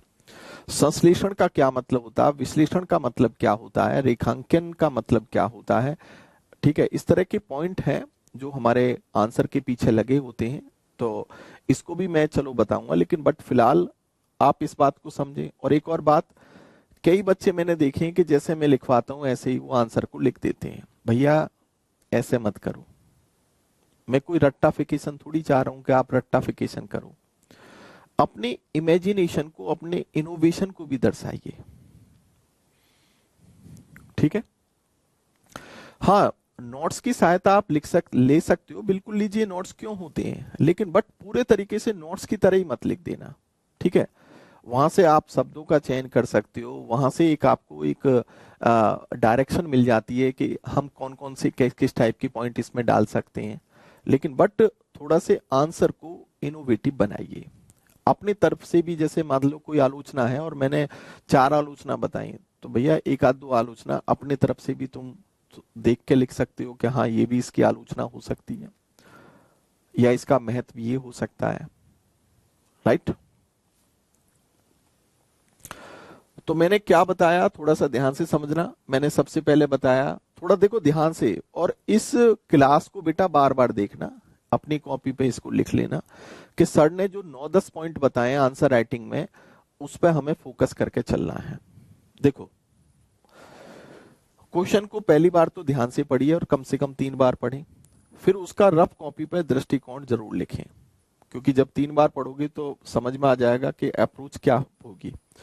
और फिर अप्रोच के लिए हमें ये थोड़ा सा ध्यान रखना है कि हमें आंसर जो लिखना है, भूमिका की फॉर्म भूमिका भी लिखनी है, फिर मुख्य भाग भी लिखना है, और निष्कर्ष भी लिखना है। अब दृष्टिकोण जब तुम रफ कॉपी पे बना लेते हो, जैसे मैंने इस क्वेश्चन का बनाया कि भूमिका के रूप में उद्देशिका को संक्षिप्त रूप में समझाइए 50 शब्दों में, महत्व बताओ, विधिक प्रभाव बताओ, न्यायिक निर्णय लिख लो, फिर महत्व आधारित निष्कर्ष लिखो, तो इसका मतलब आपके दिमाग में एक फ्रेमवर्क बन जाएगा। इसका मतलब लिखते टाइम आपकी कलम नहीं रुकेगी, क्योंकि रफ कॉपी पे आप एक अप्रोच अपने दिमाग में विकसित कर चुके हो कि हमें इन इन पॉइंटों को लेकर चलना है, ठीक है। और ये क्योंकि एक्चुअली में जब आप एग्जामिनेशन हॉल में जाकर बैठते हो तो बहुत से बच्चे गलतियां यही करते हैं। रफ कॉपी पे सबसे पहले अप्रोच जरूर बनाइए, उससे ये होगा कि आप इधर उधर नहीं भागोगे, आप एक डायरेक्शन में आंसर लिखोगे, क्योंकि आपको पता है कि मुझे इस दायरे में लिखना है इसका आंसर, ठीक है। तो उसके बाद फिर आप आंसर में क्या क्या इफेक्टिव, मतलब क्या क्या चीजों को आप जो प्रभावी तरीके से लिखोगे, आंसर को हमेशा क्वेश्चन के अनुसार लिखो, आंसर आपका ऑथेंटिकेट होना चाहिए, लोकस के साथ साथ यानी कि सरकार किन बातों पर फोकस कर रही है उसका ग्लोबली संबंध भी जोड़िए, ग्लोबल के साथ भी उसको लिंक कर सकते हो, आंसर संतुलित होना चाहिए, बैलेंस होना चाहिए, डायग्राम का, पाई चार्ट का, वेन डायग्राम का यूज कर सकते हो तो करिए, इससे इफेक्टिवनेस आती है। अपना आंसर थोड़ा सा इनोवेटिव बनाइए, ठीक है। आंसर को छोटे छोटे पैराग्राफ में लिखें, ये नहीं कि शुरू से लिखना शुरू किया एंड तक ही वही लिख रहे हो, उसको 4-4 लाइन के पैराग्राफ में लिख दो, ठीक है। लेकिन एक पैराग्राफ का दूसरे पैराग्राफ के साथ संबंध होना चाहिए, ये नहीं कि एक पैराग्राफ में तो डीडीएलजी लिखा, दूसरे में दिलजले लिख दिया, ऐसा नहीं होना चाहिए, ठीक है। तो एक क्रमबद्धता, एक तारम, एक जिसको हम कहते हैं एक तारमता जो है जुड़ी रहनी चाहिए आंसर की। भाषा आपकी सरल होनी चाहिए, जैसे एनसीईआरटी है, प्रभावी भाषा होनी चाहिए, शब्दों का चयन अच्छा होना चाहिए, अशुद्धियों से बचें, और निष्कर्ष हमेशा पॉजिटिव लिखें। इन बातों का अगर ध्यान रखोगे तो आपका आंसर वाकई बहुत अच्छा होता चला जाएगा, ठीक है। देखिए, उत्तर लिखने में अभी बेटा समय लगेगा, क्योंकि ये चीजें मैंने आपसे बताया था कि ये कोई रॉकेट साइंस तो है नहीं कि हाँ आप कर नहीं पाओगे, लेकिन इतना जरूर है कि धीरे धीरे जब आप प्रैक्टिस करोगे, एक टाइम ऐसा भी आएगा कि ये सब जो अप्रोच वगैरह वो आपके दिमाग में अपने आप ही बननी शुरू हो जाएंगी। ये सब कुछ प्रैक्टिस होता है और कुछ नहीं होता बेटा, ठीक है। 1 महीने बाद देखना कि आपको खुद, बशर्ते कि डेली आंसर जरूर लिखो, एक अपने आप एक चमत्कार होगा, 1 महीने के बाद आपको लगेगा वाकई अब तो मैं बड़े इजी वे में लिख लेता हूँ। तो अभी ये मत सोचो कि हाँ भाई लिखने में मुझे मुझे 10 मिनट में लिखना है। अभी बेशक चलो आधा घंटा लग रहा है, 45 मिनट लग रहा है, 1 घंटा लग रहा है, कोई दिक्कत नहीं। ठीक है, पहले चीजों को समझना तो शुरू करो बेटा, फिर धीरे धीरे आपकी स्पीड अपने आप ही बढ़ती चली जाएगी। आपके दिमाग में अपने आप ही अप्रोच बनना शुरू हो जाएगा। धीरे धीरे समय अवधि कम होती चली जाएगी, वगैरह वगैरह। ठीक है, और क्या बेटा, क्या पूछना चाह रहे हो मेरे से, ये बताइए। आज का हालांकि मैंने जो क्वेश्चन है, मैंने आपको आज का क्वेश्चन बता दिया है कि ये आपको 250 शब्दों में लिखना है। क्वेश्चन आप समझ में आ गया होगा। और मैं आपको बता दूं कि मेरा जो फोन नंबर है वो ये है 8826435075। जो बच्चे अभी ग्रुप से नहीं जुड़े हैं वो इस पर मुझे मैसेज कर दें व्हाट्सएप कि मैं फलाने बैच का स्टूडेंट हूं, मेरा नाम ये है और मुझे पॉलिटी एंड आईआर जो ग्रुप है उससे मुझे मेंस के बैच से जोड़ दीजिए, ये लिखना होगा। तो आपको इस ग्रुप से जो ग्रुप बनाया हुआ उसमें जोड़ दिया जाएगा। ठीक है, और ग्रुप में ही डेली कॉपी चेक होके आती है। एक चीज और है, ग्रुप 1 PM से लेकर डेली 4 PM तक ओपन रहता है, जिसमें आप अपने आंसर डाल सकते हो, अपनी बात को लिखना चाहो तो लिख सकते हो। ठीक है, ये इसलिए ताकि ग्रुप की अपनी एक गरिमा बनी रहे और बच्चे परेशान ना हो। आगे आने वाले टाइम में मैं इसकी अवधि थोड़ी कम करूंगा, 2 घंटे कर दूंगा, फिलहाल 3 घंटे है, ताकि बहुत से पढ़ने वाले ऐसे बच्चे होते हैं जो डिस्टर्ब होते हैं, उन्हें लगता है कि सर ने कोई मैसेज भेजा है, तो इसलिए हम आगे 2 घंटे कर देंगे, लेकिन फिलहाल अभी 3 घंटे का टाइमिंग है। 1 से 4 बजे के बिटवीन आप इस पर अपना आंसर डाल सकते हैं। ओके, युवराज कह रहे हैं सर आपका आपका पूरा नाम क्या है? मेरा नाम है बेटा DK चौधरी। ठीक है सर हिस्ट्री ऑफ कॉन्स्टिट्यूशन नहीं होगा, वैसे मेंस में हिस्ट्री ऑफ कॉन्स्टिट्यूशन नहीं आता है। ठीक है, तो फिर भी थोड़ा बहुत 1935 का एक्ट है, 1919 का एक्ट है और परिसंघीय प्रणाली है, वो मैं समझा दूंगा। कन्वर कह रहे हैं सर लक्ष्मीकांत पढ़ना जरूरी है क्या? प्लीज देखिए, पढ़ना चाहो तो बेटा पढ़ सकते हो, लेकिन बट ऐसा कोई बहुत जरूरी नहीं है। ठीक है, मैं जितना भी पढ़ा रहा हूं उतना पढ़ लोगे सफिशियंट है। ठीक है, हाँ एक क्लास में जैसे ये क्वेश्चन के पीछे लिखा होता है ना, विवेचना कीजिए, टिप्पणी कीजिए, रेखांकन कीजिए, विश्लेषण कीजिए, तो एक क्लास में मैं उसमें समझा दूंगा कि इनका मतलब क्या होता है। ठीक है, राइट। DK का फुल फॉर्म है बेटा, मेरा नाम जो है वो देवेंद्र कुमार के नाम से देवेंद्र कुमार है। ठीक है, सर एक्ट नहीं पढ़ाएंगे क्या?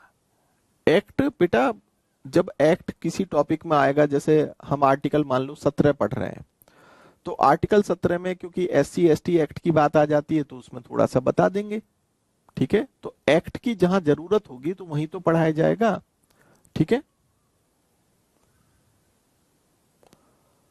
सर सोशल जस्टिस कहां से पढ़ेंगे? बेटा मेरा एक बैच आया था इससे पहले गवर्नेंस का और सोशल जस्टिस का, आगे हो सकता है कि सोशल जस्टिस और गवर्नेंस का बैच आए मेरा, तो तब बैच को ज्वाइन कर सकते हो।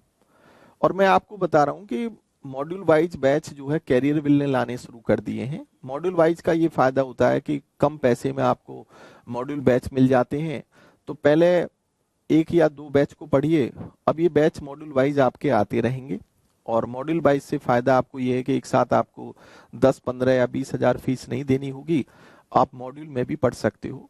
तो मुझे लगता है कि 2 मॉड्यूल लेके आप पढ़ोगे तो आप अच्छे से तैयारी कर सकते हो, क्योंकि 2 मॉड्यूल का मतलब है, जैसे मैंने 2 घंटे की क्लास ली, तो 2 घंटे की क्लास का मतलब है कि फिर 2 घंटे तुम्हें और चाहिए, 4 घंटे। फिर दूसरा मॉड्यूल लिया, उसमें भी 4 घंटे आपको चाहिए, तो 8 घंटे जो है, 8 से 10 घंटे की पढ़ाई काफी होती है। लेकिन बट ये है कि इससे ज्यादा मॉड्यूल लेने में आपको दिक्कत हो जाएगी। आप सब कुछ पढ़ाते नहीं, मैं सेकंड पेपर पढ़ाता हूँ। सेकंड पेपर में पॉलिटी एंड कॉन्स्टिट्यूशन पढ़ाता हूँ, पूरा सेकंड पेपर पढ़ाता हूँ, गवर्नेंस भी, IR भी, सोशल जस्टिस भी, पॉलिटी एंड कॉन्स्टिट्यूशन भी, और PSIR जो पॉलिटिकल साइंस का सब्जेक्ट है वो। ठीक है, सर पीटी स्पेशल करवाएंगे? नहीं, पीटी का मैं आपको बता दूं, प्रीलिम्स के लिए मेरा एक स्पेशल बैच आज आ गया है 26 दिसंबर को। और उसमें मैं किस तरीके से पढ़ाऊंगा, मैंने सिलेबस आज मैं उसमें लगभग 80 टॉपिक पढ़ाऊंगा प्रीलिम्स में। मैंने बहुत से नए टॉपिक भी जोड़े हैं, क्योंकि प्रीलिम्स का एरिया काफी वाइड होता है। तो क्योंकि उसकी जरूरत थी, आजकल जिस टाइप से क्वेश्चन पूछे जा रहे हैं, वो बैच भी मेरा लगभग 4 महीने में खत्म हो जाएगा। और इसी बात को ध्यान में रखते हुए बनाया है, क्योंकि मई में आईएएस का भी पेपर है, कई स्टेट पीसीएस के पेपर हैं, ताकि अप्रैल तक वो बैच मेरा फिनिश हो जाए। तो प्रीलिम्स स्पेशल बैच जो है मेरा 26 दिसंबर यानी कि आज से आ चुका है, और उसका टाइमिंग सुबह 10 बजे से है। और सबसे पहले मैंने उसमें सिलेबस को ही डिफाइन किया है कि मैं इस बैच में क्या क्या पढ़ाने वाला हूँ। ठीक है, क्योंकि सबसे पहले बच्चों को ये पता होनी चाहिए कि हम क्या क्या पढ़ने वाले हैं। ठीक है, ऑप्शनल जो है जनवरी के फर्स्ट वीक से आ जाएगा। जनवरी के फर्स्ट वीक में पीएसआईआर का ऑप्शनल आ जाएगा। ठीक है,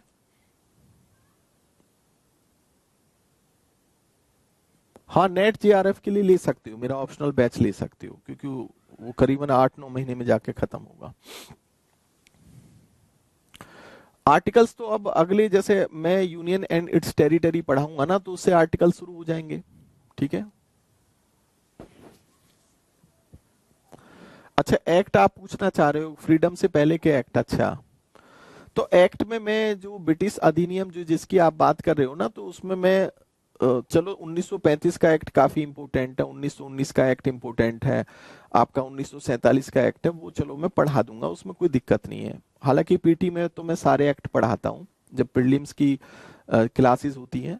लेकिन मेंस में ऐसा कुछ ज्यादा इंपोर्टेंट तो नहीं है, और ऐसे क्वेश्चन वहां से पूछे भी नहीं जाते। लेकिन 1935 1919 का एक्ट काफी इंपोर्टेंट है, वहां से कभी कभी संभावना बन जाती है, तो वो मैं आपको बता दूंगा। जैसे आप एमपीपीसीएस में देखो, तो एमपीपीसीएस में अलग से स्पेशली जो है 1935 का एक्ट, 1919 का एक्ट मेंस में दिया हुआ है। ओके,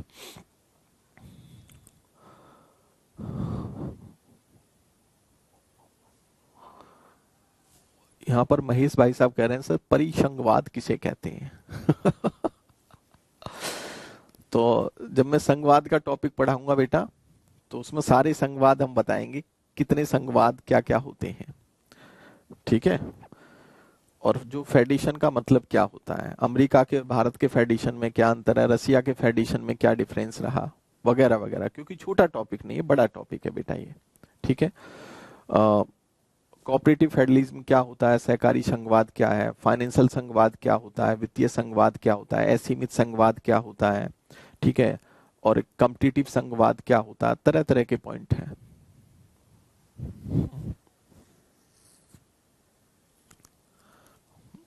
चलिए, पीएसआईआर का मतलब होता है कि ये जो पॉलिटिकल साइंस जो सब्जेक्ट है, उसमें 4 टॉपिक है मेनली राजनीति विज्ञान में, जो हमारा वैकल्पिक विषय है।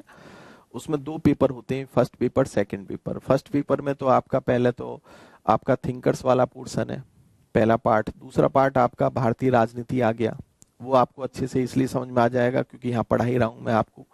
थिंकर्स वाला पोर्शन जिसमें वेस्टर्न और इंडियन थिंकर्स हैं, वो थोड़ा सा आपको उटपटांग लगेगा, क्योंकि वो कभी आपने नहीं पढ़े हैं। ठीक है, वो आपके लिए एक नया टॉपिक हो जाएगा। फिर उसके बाद सेकंड पेपर में देखो तो तुलनात्मक राजनीति है, हालांकि वो भी बहुत अच्छे से समझ में आ जाएगा। और फिर चौथा पॉइंट आप आईआर है ही, अंतरराष्ट्रीय संबंध, उसको भी आपको अच्छा लगेगा, क्योंकि मैं इसमें आईआर पढ़ा चुका हूँ। लेकिन जीएस के आईआर में और सब्जेक्ट के आईआर में डिफरेंस होता है, लेकिन बट बहुत सी चीजें सिमिलर भी होती हैं। ओके, एक इतिहास पता पड़ता है उससे, राजनीति विज्ञान में जब आईआर पढ़ते हो तो इतिहास की जानकारी मिल जाती है।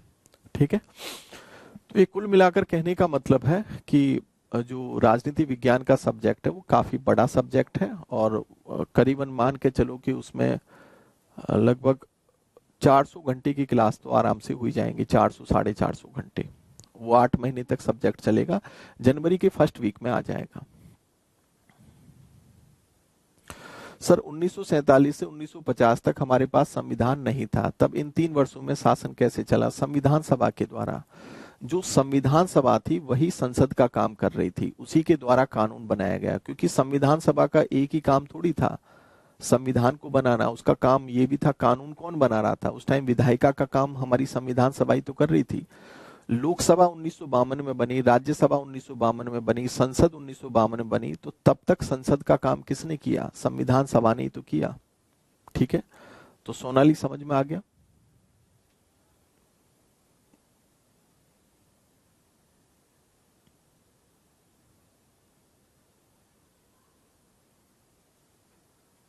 चलिए खैर, ओके। तो कुल मिलाकर कल हम नया टॉपिक स्टार्ट करेंगे और टॉपिक का नाम होगा संघ और उसके राज्य क्षेत्र। ठीक है, उसमें संविधान के जो प्रोविजंस हैं वो भी बताएंगे, खासकर हमारा जो राज्यों के पुनर्गठन पर फोकस होगा। प्रेमबल प्रस्तावना का टॉपिक पूरा मैंने बता दिया है।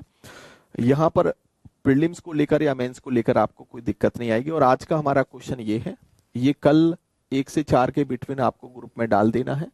उद्देशिका के महत्व को स्पष्ट करते हुए बताइए कि यह संविधान के अन्य उपबंधों की तरह सख्ती नहीं रखता। साथ ही उद्देशिका के महत्व से संबंधित न्यायिक निर्णयों पर भी टिप्पणी कीजिए। 250 शब्दों में लिखना है, 15 अंक का क्वेश्चन है। ठीक है, और अच्छे ढंग से लिखना है, क्योंकि आज मैंने कुछ बताया है कि आंसर राइटिंग कैसे होती है। ओके, धीरे धीरे सुधार करिए, सुधार हो जाएगा। चलिए खैर, ओके। तो आज की क्लास बेटा यहीं पर खत्म करते हैं। नमस्कार, जय हिंद।